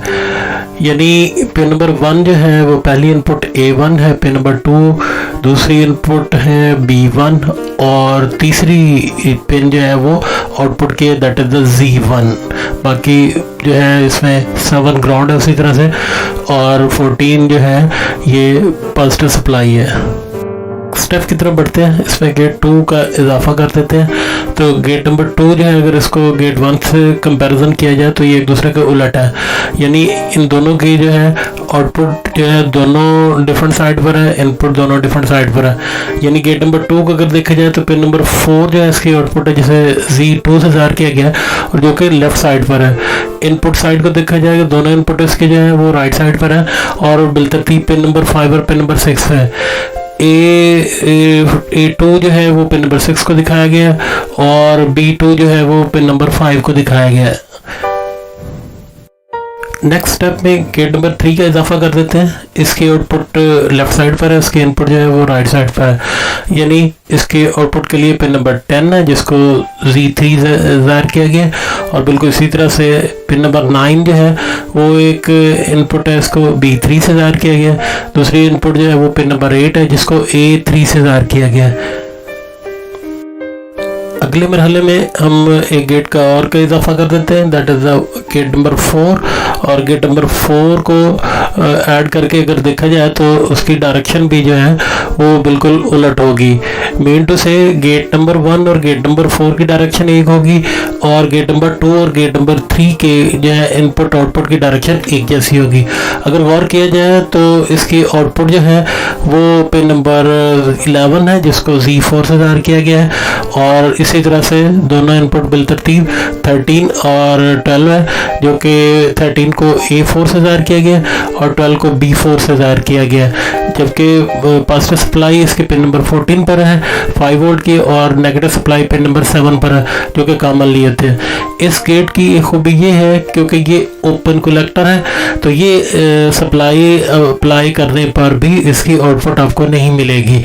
इसकी आउटपुट के लिए आपको कमोबेश 1K का एक रजिस्टर इसकी पावर सप्लाई के साथ पिन नंबर 3 पर अगर गेट 1 को वेरीफाई करेंगे और बिल्कुल इसी तरह से गेट 2 को वेरीफाई करते हुए पिन नंबर 4 पर और बिल्कुल इसी तरह से 3 के लिए गेट नंबर 3 के लिए पिन नंबर 10 पर और चौथा गेट इसको वेरीफाई करने के लिए पिन नंबर 11 पर एक टर्मिनल यूज़ करना पड़ेगा, फिर जाके इसका सर्किट कंप्लीट होगा और ये आपको आउटपुट दे देगा, अदरवाइज इसकी आउटपुट आपको नहीं मिलेगी। इसके अलावा अगर स्लाइड को मज़ीद देखा जाए तो इसके अंदर कुछ चीज़ें और भी ऐड की गई, यानी ट्रुथ टेबल ऐड किया गया, यानी इसमें एक्स और की निस्बत उलट होगा। XR में आपको एक हिंट दिया था कि when both inputs are same output is 0, अब जबकि होगा इसमें 1 और जब डिफरेंट होगी तो उसमें 1 होता था, अब इसमें 0 होगा। तो इस तरह से जो है ये ट्रुथ टेबल कंप्लीट होता है। इसके फंक्शन को अगर देखा जाए F is equal to A XR operator B whole bar और बॉटम में राइट साइड पर इसके IC के ओरिजिनल व्यू को दिखाया है जो कि इसके पिन नंबर 1 से लेकर 7 तक बॉटम की साइड पर है, 8 से लेकर 14 तक जो है इसको ऊपर वाली साइड पे दिखाया है। जो है एक्सक्लूसिव NOR गेट की वेरिफिकेशन करने जा रहे हैं। मेरे सामने जैसे इसकी शीट मौजूद है, कि इसकी दो इनपुट जो है 1 और 2 और इसकी आउटपुट जो है वो 3 है। इससे मुराद ये होगा कि अगर मैं 1 और 2 पर इनपुट दूंगा, अगर दोनों इनपुट लो हैं तो इसकी आउटपुट हाई होगी, कोई सी एक लो या हाई होने पर लो होगी और कोई से दोनों हाई होने पर हाई होगी। यानी इससे मुराद ये होगा कि ये दोनों जो हैं इक्वली, जब दोनों की इनपुट जो है सेम होगी तो आउटपुट हाई होगी, लेकिन जब दोनों की इनपुट डिफरेंट होगी तो आउटपुट जो है वो डिफरेंट होगी। अब चलते हैं इसकी वेरिफिकेशन की जाने। मेरे सामने जो है ये IC LS जो है 74LS266 जो है वो अवेलेबल है। इसकी पिन नंबर 1 जो है वो इसकी इनपुट है लाइक दिस। मैं इसको पिन नंबर 1 को जो है एक जंपर वायर के साथ कनेक्ट करता हूँ स्विच A के साथ। 2 जो है इसको मैं इसके जंपर 2 के साथ जो है उसको कनेक्ट करता हूँ इस फॉर्म में। जंपर 3 जो है मैं आउटपुट के लिए यूज़ करता हूँ। आउटपुट जो है मैं लॉजिक प्रोब के साथ मिलाता हूँ इस फॉर्म में। अब मैं इसे पावर सप्लाई से कनेक्ट करता हूँ। पिन नंबर 7 ग्राउंड है तो मैं ग्राउंड सप्लाई ग्राउंड के फॉर्म में इसे देता हूँ। और पिन नंबर 14 जो है इसकी पॉजिटिव 5 वोल्ट है तो मैं इसे पॉजिटिव 5 वोल्ट से कनेक्ट करता हूँ लाइक दिस। और इस तरह से मेरा ये अरेंजमेंट मुकम्मल हो चुका है। तो इसकी मैं वेरिफिकेशन के लिए जो है पावर को ऑन करता हूँ। जब भी मैं दोनों इनपुट जो है से मैं 0 रखता हूँ तो उस वक्त इसको हाई होना चाहिए, क्योंकि ये जो है ओपन कलेक्टर है तो इसलिए ये हाई होने पे इंडिकेट नहीं कर रहा। उसके बाद जो है मैं इसको A और B के जो है पोजीशन को चेंज करता हूँ। A को अगर मैं लो से हाई कर देता हूँ डिफरेंट हो गई तो इसकी आउटपुट जो है लो होगी। बिल्कुल इसी तरह से B स्विच को लो से हाई कर देता हूँ, इसकी आउटपुट जो है वो चेंज हो जाएगी। लेकिन जैसे ही मैं इन दोनों को हाई करता हूँ तो इसकी आउटपुट हाई मिलनी चाहिए, क्योंकि ये इस वक्त नहीं मिल रही। रीज़न इसकी ये है कि ये ओपन कलेक्टर है। तो ओपन कलेक्टर में डेफिनेटली एक स्पेशल अरेंजमेंट जो है वो किया जाता है जिसके बगैर इसकी वेरिफिकेशन मुमकिन नहीं होती। तो इस तरह से ये गेट जो है ये टेस्ट होगा, यानी ये XOR गेट का उलट होगा। XOR गेट में होता ये था कि दोनों जब बैलेंस होती थी तो आउटपुट 0 होती थी, लेकिन इसमें जब दोनों सेम हैं यानी 0 है तो आउटपुट हाई है, 1 है तो भी आउटपुट हाई है।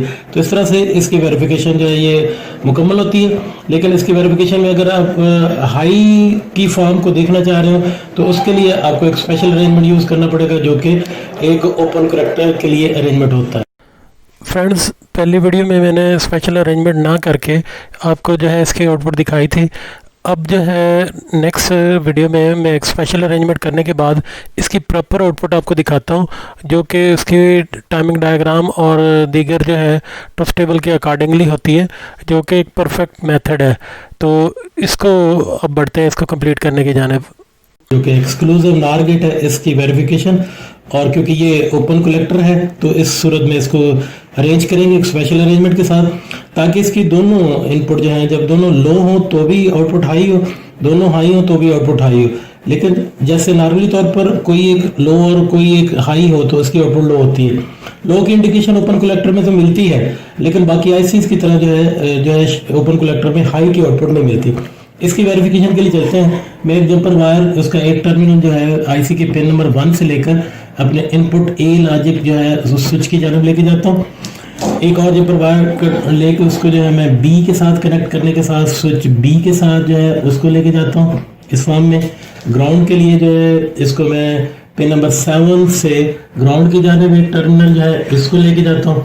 बिल्कुल एग्जैक्टली जो है पावर सप्लाई पॉजिटिव देने के लिए पिन नंबर 14 से पॉजिटिव सप्लाई की तरफ इसको लेके जाता हूँ।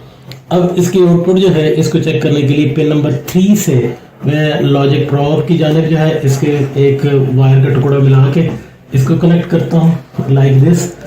इस सूरत के साथ साथ इसको मैं पॉजिटिव सप्लाई के साथ 1 के रजिस्टर जो है वो 3 के साथ जोड़ता हूँ और इसकी जो है वेरिफिकेशन कर लेते हैं।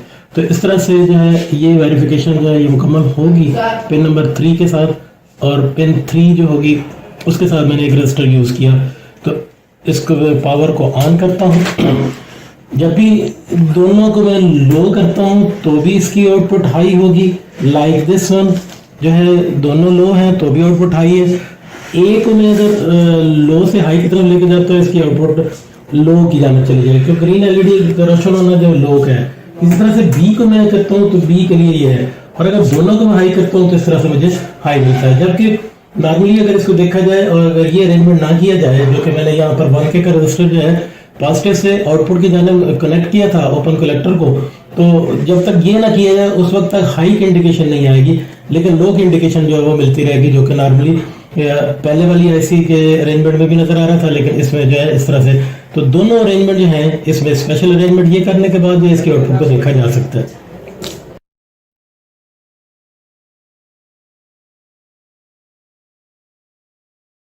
फ्रेंड्स, इस तरह से हमारी वेरिफिकेशन कंप्लीट हुई। अब मैं स्पेशल टॉपिक की तरफ बढ़ता हूँ, जो कि मैंने स्टार्ट में बताया था कि मैं आपको आईसी के नंबर्स को याद करने का एक बेहतरीन तरीक़ाकार दूंगा। ये बेहतरीन तरीक़ाकार मेरा अपना जनरेटेड है और मैंने इसे खुद ही जो है वो बनाया है। और इसके लॉजिक ये है कि हम लोग जो है लंबे लंबे फ़ोन नंबर और दीगर जो है नंबर जो है वो याद कर लेते हैं, लेकिन कुछ चीज़ें यानी आईसी के नंबर जो है वो हमारे लिए डिफ़िकल्टी का बायस बनते हैं। तो इसके लिए ये एक फार्मूला दिया है।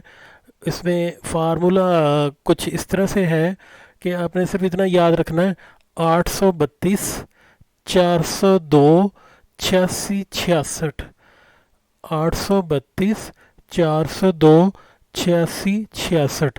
तो इस फार्मूले को जो है आगे एक्सप्लेन करके जो है वो आपकी वजाहत के लिए इसको आगे पेश किया जा रहा है, तो इसको ज़रूर देखें। जैसा कि हमें मालूम है कि लॉजिक फंक्शंस की इम्प्लीमेंटेशन के लिए जो डिवाइस यूज़ किया जाता है उसे लॉजिक गेट कहते हैं।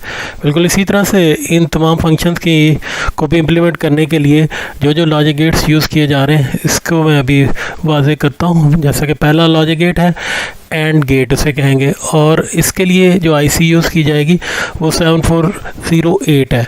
उसके बाद दूसरा फंक्शन है और गेट का। इसके लिए जो आईसी यूज़ की जाएगी 7432। उसके बाद नॉट गेट, इसके लिए 7404। उसके बाद नैंड गेट 7400। उसके बाद NOR gate 7402। X OR gate 7486। X NOR gate 74266। ये तो थे लॉजिक गेट्स और उनके आईसीज। सम टाइम इन लॉजिक गेट्स को फंक्शन के लिहाज से इनके आईसीज को याद करना मुश्किल हो जाता है। तो अब हम बढ़ते हैं इसको हल करने की जानिब कि कैसे आसान से आसान तरीके से हम हर गेट के मतलब उसके मुतल्लिका आईसी को जो है वो याद रखें, ताकि उसको यूज़ करके उसका फंक्शन हासिल किया जा सके। फ्रेंड्स, अब मैं स्क्रीन पर 1 बाय 1 तमाम फंक्शंस को दिखाता हूँ, साथ इसके आईसी भी मेंशन होगा। कोशिश करेंगे कि ये याद हो सके, क्योंकि इसको रिपीट करेंगे बिल्कुल आहिस्ता आहिस्ता से, इस तरह से ये आसानी के साथ याद हो जाएगा। पहला फंक्शन एंड फंक्शन है, जिसको पॉसिबल किया जाता है एंड लॉजिक गेट से, और इसके लिए टीटीएल की आईसी यूज़ की जाती है 7408। वैसे तो जो है इसके अलावा सिमोस फैमिली को भी यूज़ किया जा सकता है, लेकिन ज़्यादातर टीटीएल को यूज़ किया जाता है। अब दूसरे फंक्शन की तरफ बढ़ते हैं, जो कि और फंक्शन है, जिसको पॉसिबल किया जाता है और लॉजिक गेट के ज़रिए से, और इसके लिए टीटीएल फैमिली जो है आईसी यूज़ की जाती है 7432। इसे 7432 भी कहा जाता है। इसी तरह तीसरा लॉजिक फंक्शन नॉट फंक्शन होता है, जिसको पॉसिबल किया जाता है एक नॉट गेट के ज़रिए से, और इसके लिए जो आईसी यूज़ की जाती है 7404। याद रहे कि इन तीनों लॉजिक गेट को बेसिक लॉजिक गेट का नाम भी दिया जाता है। अब बढ़ते हैं कॉम्बिनेशन लॉजिक गेट की जानिब। इसमें यूँ किया जाता है कि बेसिक लॉजिक गेट्स को एक से ज़्यादा को जो है आपस में जोड़ के एक नया गेट बनाया जाता है। तो नया फंक्शन जो है वो नैंड फंक्शन है, जिसको पॉसिबल किया जाता है नैंड गेट के ज़रिए से, और इसके लिए जो आईसी यूज़ की जाती है टीटीएल की फॉर्म में, दैट इज़ द 7400, यानी इसे 7400 आईसी का नाम दिया जाता है। तरतीब के लिहाज से पांचवें फंक्शन की बात करते हैं। ये फंक्शन नॉर फंक्शन होता है, जिसको पॉसिबल किया जाता है नॉर गेट के ज़रिए से। ये दरअसल एक और गेट और नॉट गेट का कॉम्बिनेशन होता है, और इसके लिए जो आईसी यूज़ की जाएगी 7402, इसको 7402 का नाम भी दिया जाता है। छठा फंक्शन एक स्पेशल फंक्शन है, इसे एक्सक्लूसिव और फंक्शन का नाम दिया जाता है, और इसके लिए जो आईसी यूज़ की जाती है इसे एक्सक्लूसिव और गेट का नाम दिया जाता है। तो इसके लिए जो नंबर यूज़ किया जाएगा वो 7486 है, जिसको 7486 का नाम भी दिया जाता है। नई वीडियो के साथ अब बढ़ते हैं इस तरतीब के 7वें और आखिरी नंबर की जानिब, जो कि एक मखसूस फंक्शन है जिसको एक्सक्लूसिव नॉर फंक्शन का नाम दिया जाता है। और एक्सक्लूसिव नॉर फंक्शन को पॉसिबल किया जाता है एक्स नॉर गेट के ज़रिए से, जिसके लिए IC यूज़ की जाएगी 74266। अब बढ़ते हैं एक स्पेशल वर्क की जानिब कि मैं आपको इसको याद करने के लिए एक हिंट देना चाहता हूँ ताकि आप इसको कभी भी भूलें नहीं। तो बढ़ते हैं इस हिंट की जानिब। तो हिंट को कुछ इस तरह से हम तरतीब देंगे कि जैसा कि हमें आइडिया है कि इसकी फैमिली तो एक ही है, दैट इज़ द TTL, और 74 से इसे रिप्रेजेंट किया जाता है।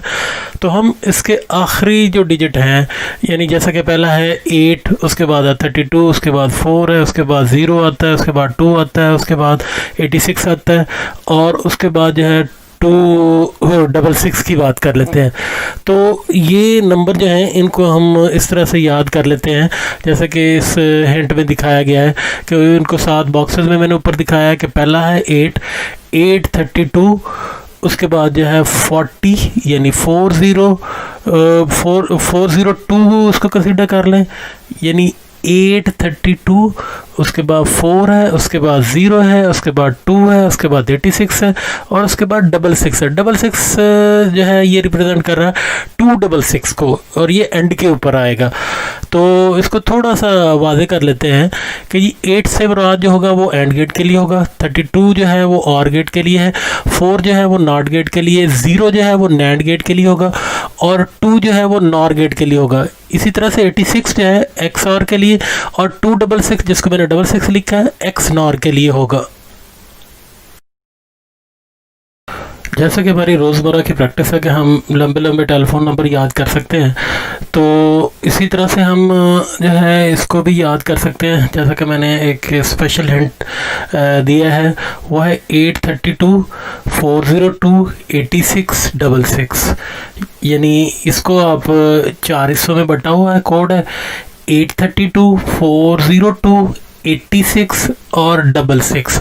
तो इस कोड को अगर आप फ़ोन की तरह 4 से 5 दफ़ा रिपीट कर लें तो ये आपको याद हो जाएगा और ये आपके लिए बहुत ज़्यादा फ़ायदेमंद होगा। तो मज़ीद आगे जो है इसके लिए मैं आपको आसान एक और तरीक़ाकार बताता हूँ कि आपने इसे कैसे याद रखना है और इससे आपको कैसे पता चलेगा कि गेट कौन सा होगा। उस स्पेशल कोड 832 402 86 266 यानी 66 को इम्प्लीमेंट करने का बेहतरीन तरीक़ाकार, आप अपने लेफ़्ट हैंड को अपने फेस की जानिब करें कि आपका थंब जो है वो लेफ़्ट साइड पर हो, जैसा कि फिगर में दिखाया गया है। तो आपका थंब जो है ये रिप्रेजेंट करेगा 8 को, और 8 से मुराद ये होगा कि ये एंड गेट को ज़ाहिर कर रहा है, और जैसा कि हमें पता है एंड गेट के लिए 8 जो रिप्रेजेंट कर रहा है तो वो 7408 को बता रहा है। तो दूसरे अल्फाज में हमारा जो लेफ़्ट साइड का थंब होगा ये रिप्रेजेंट करेगा 7408 को, जिसका मतलब ये होता है एंड गेट। उससे नेक्स्ट फिंगर जो कि शहादत वाली उंगली कहलाते हैं, इसको अगर देखा जाए तो इसके ऊपर ग्रीन कलर से 32 लिखा होता है और इसके नीचे जो है और गेट है। तो 32 जो है वो 7432 को ज़ाहिर करता है। इसका मतलब ये उंगली जो होगी ये और गेट को ज़ाहिर करेगी। नेक्स्ट जो है इसको नॉट गेट का नाम दिया जाता है जिसके ऊपर 4 लिखा हुआ है। 4 से मुराद जो है वो 7404 है। नेक्स्ट जो है 00 रिप्रेजेंट करेगा 0 को, जो कि 7400 है, और ये नैंड गेट होगा। पांचवी और आखिरी उंगली जो है वो नार को ज़ाहिर कर रही है, इसके ऊपर 2 ग्रीन कलर से लिखा हुआ है, ये 7402 को ज़ाहिर करेगा। जब ये 5 उंगलियां ख़त्म हो जाएं तो आप राइट साइड के जो है हाथ की 2 उंगलियां अपवर्ड करें, जैसा कि लेफ़्ट जो है फिंगर्स को अपवर्ड किया था। तो आपके जो है छोटी फिंगर जो है ये एक्स आर को ज़ाहिर कर रही है जिसके ऊपर 86 लिखा हुआ है, जो कि 7486 है। उसके बाद दूसरी है 74266 जिसको 66 लिखा है, जो कि एक्स नार है। तो इस तरह से आप ये 5 उंगलियां जो कि बाएँ हाथ की 5 और उसके बाद साथ जो है दाएं हाथ की 2 उंगलियां, टोटल 7 उंगलियों पर जो है इन लॉजिक गेट को याद कर सकते हैं और इस कोड को इसके ऊपर इम्प्लीमेंट कर सकते हैं 832 402 8666। तो दोबारा से मैं रिपीट करता हूँ कि लेफ़्ट साइड से आप थंब से स्टार्ट करें जैसा कि एरो से दिखाया गया है। इसके ऊपर 8 लिखा हुआ, 8 जो है वो पहले कोड को ज़ाहिर कर रहा है 8 को, उसके बाद आता है 32 यानी नेक्स्ट फिंगर के ऊपर होगा जो कि आर गेट के लिए होगा। फिर 4 है, 4 जो है डॉट गेट के लिए, उसके बाद 0 जो है वो नैंड के लिए है, और नार का 2 ये 402 बन गया। नेक्स्ट जो है 86 और 266 जो कि 66 लिखा है, इसको जो है ये राइट साइड की उंगलियों पर जो है ये बिल तरतीब जो है राइट से लेफ़्ट की जाने मूव करते हुए छोटी उंगली से बड़ी उंगली यानी शहादत वाली उंगली से नेक्स्ट जो है उंगली की तरफ बढ़ना है। तो इस तरह से आपका ये कोड मुकम्मल हो जाता है। अगर आप 4 से 5 दफ़ा इसको रिपीट कर लें तो मैं पूरे वसूख के साथ और गारंटी के साथ कह सकता हूँ कि आपको कभी भी लॉजिक गेट जो है वो भूलेंगे नहीं, और शर्त ये होगा कि आपको भी ये मेरा हिंट याद रहे 832 402 8666।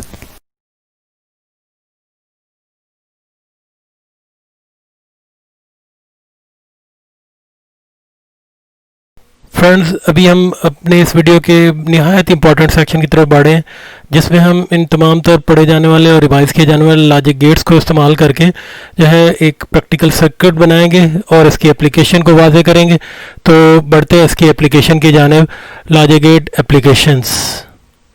फ्रेंड्स, एप्लीकेशन को स्टार्ट करने से पहले मैं चाहूँगा कि इसके कुछ बेसिक टर्म्स हैं, इनकी वजाहत कर ली जाए ताकि जो है ना हमारे लिए एक आसानी पैदा हो जाए। तो बढ़ते हैं इनकी टर्म्स की जानिब। डिजिटल में इस्तेमाल की जाने वाली बुनियादी डेफिनेशंस को डिस्कस करते हैं। उनमें सबसे पहले जो है वो bit. Bit is the smallest unit of data in computer. It has a single binary digit either 0 और 1। जैसा कि इससे पहले बात हो चुकी है, जो है डिजिटल बेस जो करता है वो 0 या 1 पे करता है। 0 या 1 इंडिविजुअली तौर पर सिंगल बिट है, तो इनको इंडिविजुअली बिट कहा जाएगा, चाहे 0 हो चाहे 1 हो। दूसरी डेफिनेशन है byte. Byte is unit of data measurement having 8 bits. 8 bit का मजमूआ बाइट कहलाता है। एक और डेफिनेशन इस्तेमाल की जाती है, इसे निबल कहा जाता है। Nibble is 4 bit binary digits और half of byte. Last definition है binary word. A word is unit of data defined size.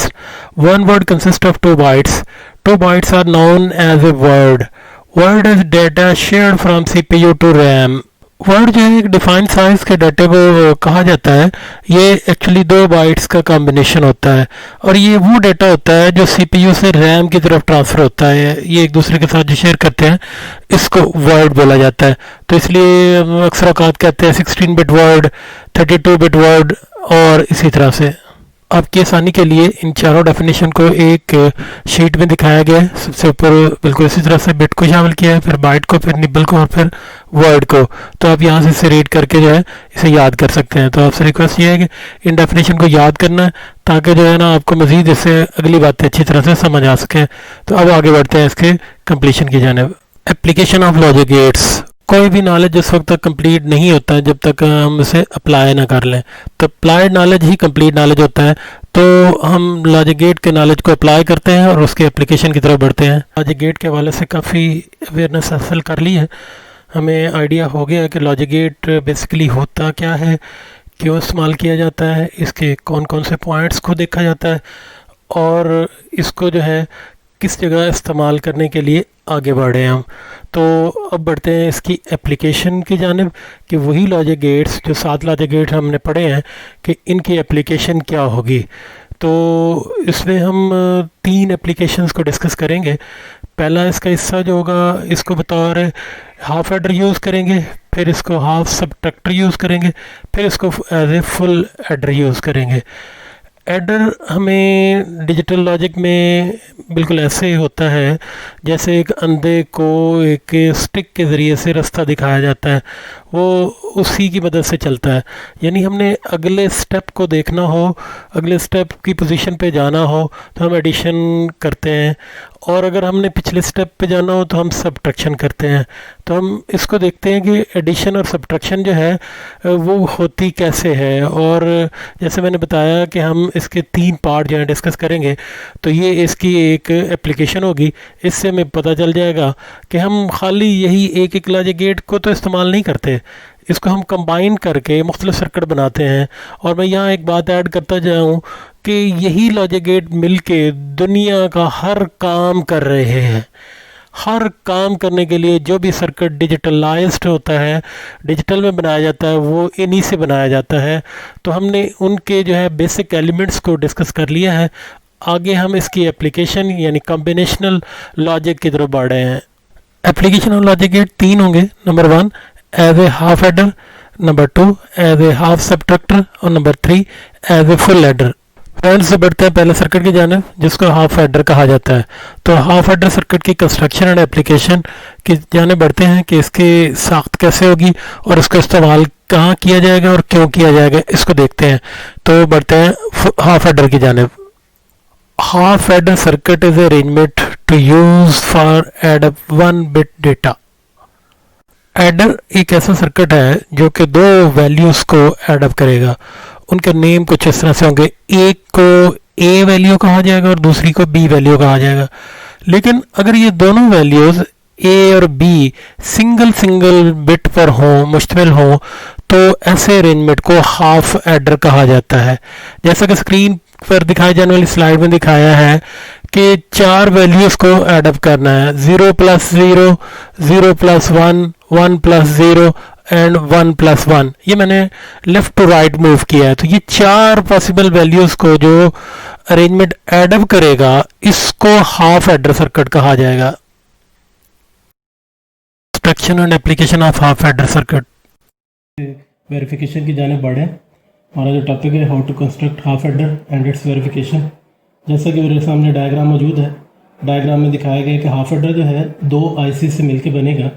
एक तो ये एक्सआर गेट और दूसरी होगी एंड गेट।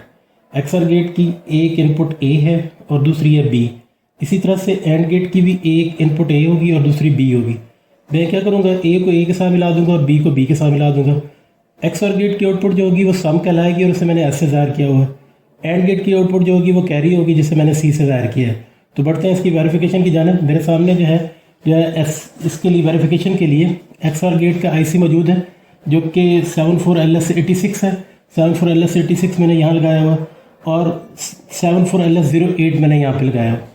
इन दोनों आईसीज़ को जो है मैंने कॉमन सप्लाई के साथ जोड़ दिया हुआ है कि इसकी पिन नंबर 4 जो है और इसको 1 से लेकर 6 तक मैंने इसको खाली छोड़ा है, इसका भी 1 से लेकर 6 को खाली छोड़ा है। तो वेरिफिकेशन के लिए बढ़ते हैं। मैं इसकी पिन नंबर 1 को 1 के साथ जोड़ता हूँ। तो मैं एक आईसी के लिए जो है कनेक्शन के लिए मैं जंपर लेता हूँ। जंपर वायर जो है मैं ये करूँगा पिन नंबर 1 को एक्सआर गेट की पिन नंबर 1 को एंड गेट की पिन नंबर 1 से। ये मेरे पास एंड गेट है, ये पिन नंबर 1 है इसकी, और ये मेरे पास एक्सआर गेट है, उसकी पिन नंबर 1 के साथ मैं ऐसा जोड़ देता हूँ। इस तरह से मैंने इसको 1 को 1 के साथ जोड़ा। इसी तरह से 2 को 2 के साथ जोड़ता हूँ दूसरे जंपर के साथ।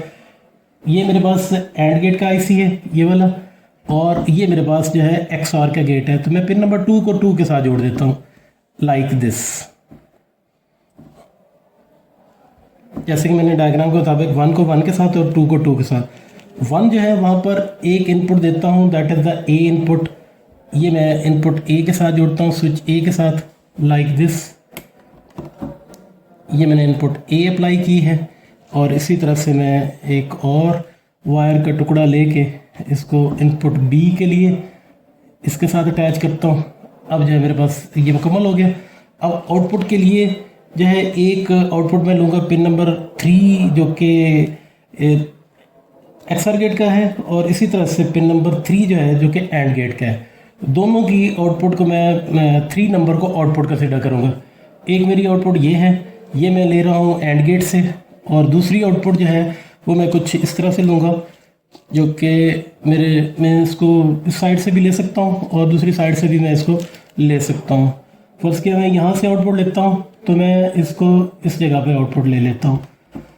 अब जो है ये आउटपुट जो होगी ये एलईडी ये बतौर सम की मुझे आउटपुट देगी, और इसकी ये जो एलईडी मैंने यहाँ पर इसको यूज़ किया है ये बतौर कैरी होगा। अब मैं इसको सप्लाई लाइन के साथ जोड़ता हूँ। ये अपर लाइन जो है ना ये वाली, ये पॉजिटिव लाइन है, मैं इसको पॉजिटिव 5 वोल्ट के साथ जोड़ देता हूँ। और इसी तरह से ये नेगेटिव लाइन है, इसको मैं नेगेटिव जो है ग्राउंड के साथ जोड़ देता हूँ और इसकी पावर को मैं ऑन कर देता हूँ। जैसे मैं पावर को ऑन करता हूँ, अब अगर मेरे पास जो है ना दोनों स्विच, ये मेरा ए स्विच है, ये बी है। अगर मैं ए की पोजीशन को 0 रखता हूँ, बी को 0 रखता हूँ, तो दोनों जो है एलईडी जो है ये 0 0 पर होनी चाहिए, यानी सम भी इसका 0 और कैरी भी इसका 0, यानी यहाँ पर जो है ज़ीरो का मतलब ये होगा कि मेरी ये रेड एलईडी रोशन नहीं होगी, तो दोनों जो है एलईडीज़ रोशन नहीं हो रही। अब मैं क्या करता हूँ, ए को ज़ीरो कर देता हूँ और बी को 1 कर देता हूँ। जैसे मैं ए को 0 और बी को 1 करता हूँ, मेरा सम का जो है यानी 74LS86 की जो आउटपुट होगी वो 1 मिलेगी और कैरी जो है वो 0 मिल रहा है। बिल्कुल इसी तरह से मैं दूसरे स्टेप की तरफ आता हूँ, इसको मैं लो कर देता हूँ, इसको मैं हाई करता हूँ। जैसे मैं इसको हाई करूँगा, सम जो होगा वो 1 होगा और कैरी जो होगा वो 0 रहेगा। और इस तरह से ये बात हुई कि जब डिफरेंट इनपुट होंगी तो मेरे पास आउटपुट 1 होगी, जबकि सेम जो है उसमें हम यहाँ देख रहे हैं। अब मैं क्या करता हूँ कि दोनों इनपुट हाई कर देता हूँ। जैसे मैं दोनों को हाई करता हूँ तो सम वाली जो आउटपुट होगी वो लो हो जाएगी और कैरी वाली आउटपुट जो होगी वो 1 होगी। इससे ये पता चला कि when both inputs are same, XOR gate के हवाले से when both inputs are same output 0। Same का मतलब ये है दोनों 0 0 तो भी 0 है, दोनों 1 1 हो तो भी 0 है, तो इस सूरत में ये सेम है। जैसे इसकी इनपुट डिफरेंट होगी तो इसकी आउटपुट जो है वो 1 होगी, जबकि एंड गेट की सूरत में जो है 1 सिर्फ एक दफ़ा मिलेगा जब दोनों इनपुट जो है इसकी हाई होगी, यानी ए और बी दोनों हाई होंगी तो इसकी आउटपुट 1 मिलेगी, अदरवाइज इसकी आउटपुट 1 नहीं होगी। इस तरह से ये बनने वाला अरेंजमेंट जो है ये एक हाफ एडर का सर्किट है। हाफ एडर जो होता है वो 1 बिट की स्टोरेज के लिए इस्तेमाल किया जाता है। तो जैसा कि मैंने डायग्राम से दिखाया, ये एक वेरी सिंपल सा एक अरेंजमेंट है जो कि मैंने 74LS86 और 74LS08 के साथ मुकम्मल किया। इस तरह से मेरी ये वेरिफिकेशन मुकम्मल होती है। फ्रेंड्स, हाफ एडर मुकम्मल करने के बाद अब बढ़ते हैं हाफ सबट्रैक्टर की जानिब। फ्रेंड्स, हाफ एडर का बिल्कुल इन्वर्स जो है वो हाफ सबट्रैक्टर है। इसमें भी 1 बिट को जो है वो सबट्रैक्ट किया जाएगा, यानी इसमें ए और बी जो वैल्यूज़ होंगी वो सिंगल सिंगल बिट पर मुश्तमिल होंगी, जैसे स्क्रीन पर दिखाया और इसकी डेफिनेशन में भी है। Half subtractor is arrangement to subtract 1 bit data like 0 - 0, 0 - 1, 1 - 0, 1 - 1। तो ये 4 वैल्यूज़ जो हैं, यानी 0 में से 0 को माइनस करना और 0 में से 1 को माइनस, क्योंकि याद रखना है कि अपर लाइन जो है वो ए है और लोअर लाइन बी। ए में से बी को माइनस किया जाता है, बी में से ए को माइनस नहीं किया जाता। तो हम इसी तरह से इसको कहेंगे, पहला यानी 0 - 0, दूसरा 0 - 1, फिर 1 - 0, फिर 1 - 1 होगा। तो ये जो काम हमें करके देगा, ये इसका जो हमें रिजल्ट देगा, ऐसा जो अरेंजमेंट होगा, इसको हाफ सबट्रैक्टर का नाम दिया जाता है।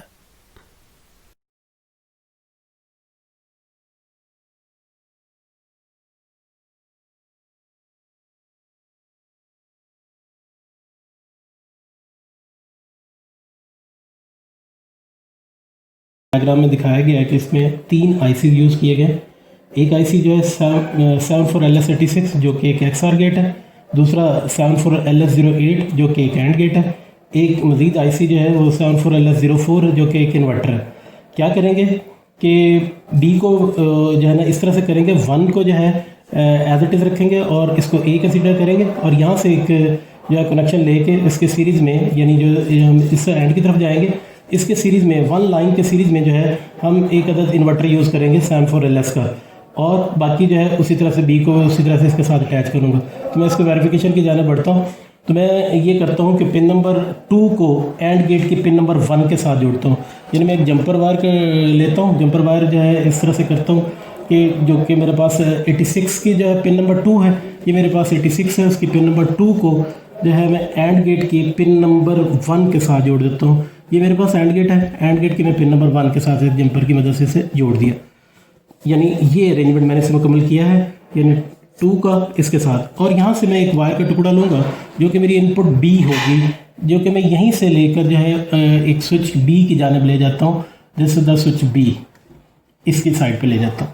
तो यहाँ पर जो है मुझे आउटपुट जो है इसके मैंने यहाँ से बी के लिए लगा दिया। अब ए के लिए जो है एक और टुकड़ा लेकर वायर का जो है मैं ए के लिए लेके जाता हूँ, जो कि इसकी पिन नंबर 1 से होगा। ये है पिन नंबर 1। यहाँ से मैं स्विच ए के साथ इसको कनेक्ट करूँगा इस तरह से, और यहाँ से इन्वर्टर जो है इसके जो है एक पोल जो 1 का इन्वर्टर के 1 के साथ जोड़ दूँगा। तो मैं यहाँ से जो है 1 का एक पोल जो है यहाँ से लेकर ये इस फॉर्म में 1 का इसके मैं 1 के साथ जोड़ दूँगा, ये जोड़ दिया। अब मैंने इसके 2 को उठाना है यहाँ से और इसकी एंड गेट की पिन नंबर 2 के साथ जोड़ दूँगा। तो मैंने एक और वायर का टुकड़ा लिया कि इसकी आउटपुट को उठा के पिन नंबर 2 के साथ जोड़ दिया। अब पिन नंबर 2 का और ये जो जंक्शन था जो मैंने यहाँ पर मिलाया, ये इनपुट मेरे आ चुकी हैं। अब जो है दोनों की आउटपुट जो है 3 और इसकी आउटपुट 3 को मैं बतौर आउटपुट यूज़ करूँगा। XR गेट की जो आउटपुट होगी ये बतौर बारो डिफरेंस होगा, और जो है एंड गेट की जो है ये बारो होगा। ये मैं इसको बतौर डिफरेंस मान लेता हूँ इस फॉर्म में, और इसकी जो पिन नंबर 3 है इसको मैं बतौर बारो के लिए यहाँ पर अप्लाई कर देता हूँ। तो इसको मैं दोबारा से एक दफ़ा चेक कर लेता हूँ कि पिन नंबर 3 को मैंने यहाँ पर जो है ऐड किया और इस तरह से मुकम्मल हो गया। अब मैं इसकी वेरिफिकेशन के लिए इसको पावर सप्लाई से जोड़ता हूँ। तो ये मेरे पास एक नेगेटिव पावर सप्लाई का एक अरेंजमेंट है, ग्राउंड के साथ मैं इसे जोड़ देता हूँ लाइक दिस, और इसको पॉजिटिव जो है मैं 14 वाली लाइन जो है उसको कहीं से भी मैं इसको पॉजिटिव यहाँ अप्लाई कर देता हूँ। इस तरह से मैंने इसे पॉजिटिव सप्लाई वो अप्लाई कर दी है, और बाकी कनेक्टिविटी मैंने ऑलरेडी इसके साथ वो की हुई है जो कि नेगेटिव का और पॉजिटिव का एक जंपर के साथ। मैं इसकी पावर को ऑन करता हूँ। पावर को जब मैं ऑन करूँगा तो इट मीन ये होगा कि जब मैं दोनों ए और बी को लो करता हूँ आउटपुट को, तो उस सूरत में मेरे पास जो आउटपुट मिलेगी वो आउटपुट लो मिलेगी।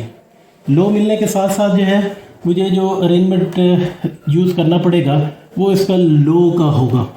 तो इस तरह से ये अरेंजमेंट जो है मेरे पास आया, और जैसे ही मैं इसको मज़ीद वेरिफिकेशन के लिए बढ़ता हूँ, अब मैंने क्या करना है कि ए स्विच को लो कर देता हूँ और बी स्विच को हाई रहने देता हूँ। ये बी है, इसको लो करता हूँ और ए को लो और बी को हाई, तो मेरे पास डिफरेंस में 1 मिलेगा। ये इस तरह से ये जो डिफरेंस की आउटपुट है ये मुझे 1 मिल रही है, जबकि इस फॉर्म में जो है 12 की आउटपुट भी मुझे 1 मिलनी चाहिए। यहाँ पर गड़बड़ हो गई।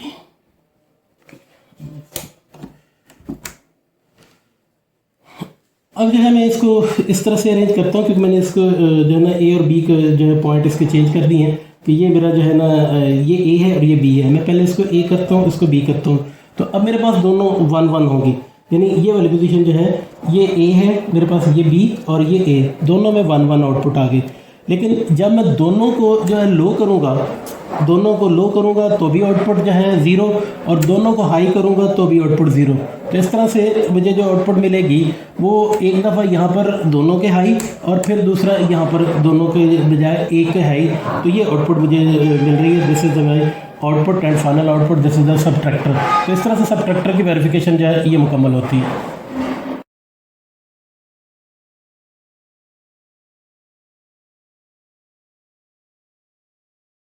फ्रेंड, इससे कबल हमने सिंगल बिट की एडिशन और सब्ट्रैक्शन कर ली। अब इसके बाद सिंगल बिट के बाद जो है डबल बिट या इससे ज़्यादा बिट्स को जो है अरेंज करने के लिए हम बढ़ेंगे। तो सिंगल बिट से ज़्यादा के अरेंजमेंट को जो है हाफ एडर के बजाय फुल एडर का नाम दिया जाता है। तो वीडियो लंबी ना करने की बिना पर हम यहाँ पर सिर्फ एक ही सर्किट को डिस्कस करेंगे, वो फुल एडर होगा। तो बढ़ते हैं फुल एडर की कंप्लीशन की जानिब। आज हम फुल एडर को बनाने जा रहे हैं, जिसके मेरे सामने इसका सर्किट डायग्राम मौजूद है, जिसमें शोड है कि इसमें 2 जो है XOR गेट, 2 एंड गेट और 1 OR गेट इस्तेमाल किया गया है। तो मैं इसे मुकम्मल करने की तरफ बढ़ता हूँ। तो XOR गेट मेरे पास जो है इस वक्त जो है नंबर इसका जो है 74LS86, 74LS86 जो है ना वो मैंने यहाँ पर प्लेस है की हुई है, और 74LS08 जो है ये है, और उसके बाद जो है OR गेट के लिए 74LS32 ये है। तो इस तरह से मैं 1 और 2 को जो है 1 बाई 1 कंप्लीट करता हूँ।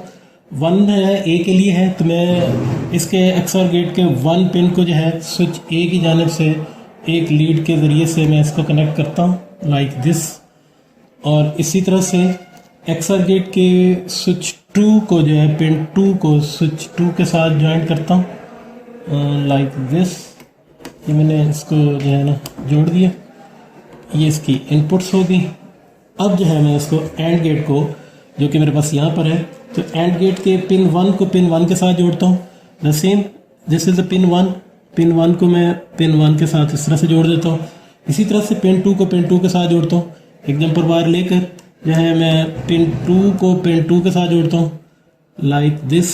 ये पिन 2 को पिन 2 के साथ मैंने जोड़ दिया, ये दोनों का अरेंजमेंट कर लिया। अब मैं पिन 3 को पिन 4 के साथ जोड़ता हूँ। XOR गेट की पिन 3 को पिन 4 के साथ मैं इस तरह से जोड़ता हूँ लाइक दिस। ये जो चीज़ है थोड़ा सा इसको साइड पे ले जाता हूँ।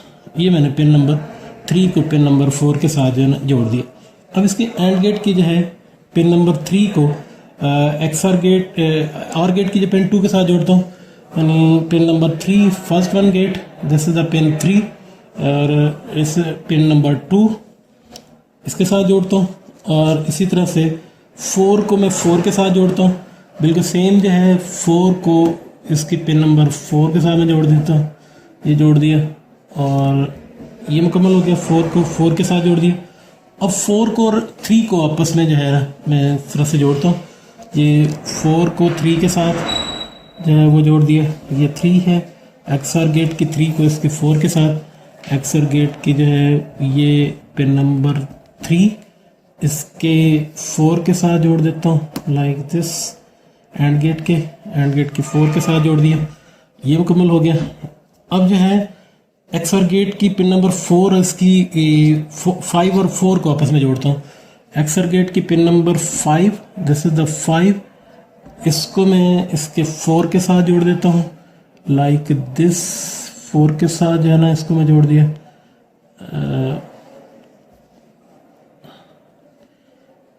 ये 4 के साथ मैंने इसे जोड़ दिया, और यहाँ से जो है 5 से जो है 5 4 के जो कॉम्बिनेशन है वहाँ से CN में कर देता हूँ लाइक दिस, इसका ये 4 5 का ये आउटपुट होगी, इसको मैं कैरी इन के साथ जोड़ देता हूँ, ये मेरे पास तो है ना, इसकी स्विचिंग आ गई, ये मुकम्मल हो गया। 6 जो होगी इसकी आउटपुट होगी, ये 6 इसकी आउटपुट है, एक साइड से मैं इसको जो है जोड़ देता हूँ 6 को 6 के साथ, ये आउटपुट मैं यहाँ पर रख देता हूँ जो कि मेरे सम होगी, और इसकी पिन नंबर 3 जो है इसके साथ जो है मैं इसकी आउटपुट लेता हूँ, पिन नंबर 3 ये दूसरी साइड से आउटपुट होगी, या मैं इसको अलग से भी कर सकता हूँ। अब इसकी पिन नंबर 6 को इसके पिन नंबर 1 के साथ, ये पिन नंबर 6 पिन नंबर 1 के साथ मैंने इसे जोड़ दिया। इस तरह से मेरे पास इसकी अरेंजमेंट कंप्लीट हुआ, और मैं इसके वेरिफिकेशन के लिए इसको सप्लाई लाइन के साथ जोड़ता हूँ like this, positive supply line के साथ इसको जोड़ता हूँ, और बिल्कुल सेम इसी तरह से नेगेटिव सप्लाई लाइन के साथ इसको मैं जोड़ता हूँ ये चीज़। अब ये मेरे सर्किट वाले से बात करते चले, टेबल जो है ना जैसे कि मेरे सामने बना हुआ है, इसको हम वेरीफाई करने जा रहे हैं। तो जब इसे ऑन करता हूँ, दोनों जो है इनपुट अगर मैं इसकी दोनों फॉर्म में A B और C इनको 0 0 करता हूँ तो कैरी और सम दोनों मुझे 0 0 मिलेंगे, जैसे कि यहाँ पर नज़र आ रहा है। अगर मैं इन तीनों को जो है 1 1 कर दूँ, ठीक है, तो मुझे जो है इसकी आउटपुट कैरी की भी जो है वो 1 मिलेगी और सम की भी वो 1 मिलेगी।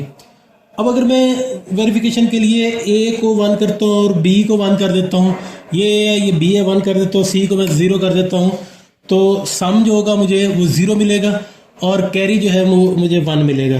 बिल्कुल इसी तरह से किसी और वेरिफिकेशन के हवाले से मैं बात कर लेता हूँ। मसलन जो है मैं A B को 0 0 कर देता हूँ, A B को मैंने 0 0 किया और C को मैं बेशक 1 कर देता हूँ, तो मुझे जो है सम जो है वो 1 मिलेगा और कैरी जो है वो मुझे 0 मिल रहा है। तो इसी तरह से वेरिफिकेशन के हवाले से मैं A की वैल्यू को चेंज करके जो है इसको सम को जो है मैं 0 कर रहा हूँ और कैरी मुझे जो है वो 1 मिल रहा है। तो इस तरह से जो है अगर मैं इसके तीनों इनपुट जो है वो 1 1 कर देता हूँ तो आउटपुट मुझे 1 मिलती है, जो कि इसकी वेरिफिकेशन है कि उसमें सम भी 1 होगा और कैरी भी 1 होगा।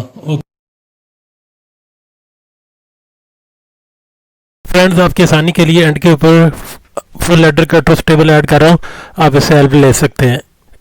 इसके साथ ही आज की वीडियो अख्ताम पज़ीर हुई। Thanks for watching. अल्लाह पाक हम सब का हामी नासिर हो। अल्लाह हाफिज़।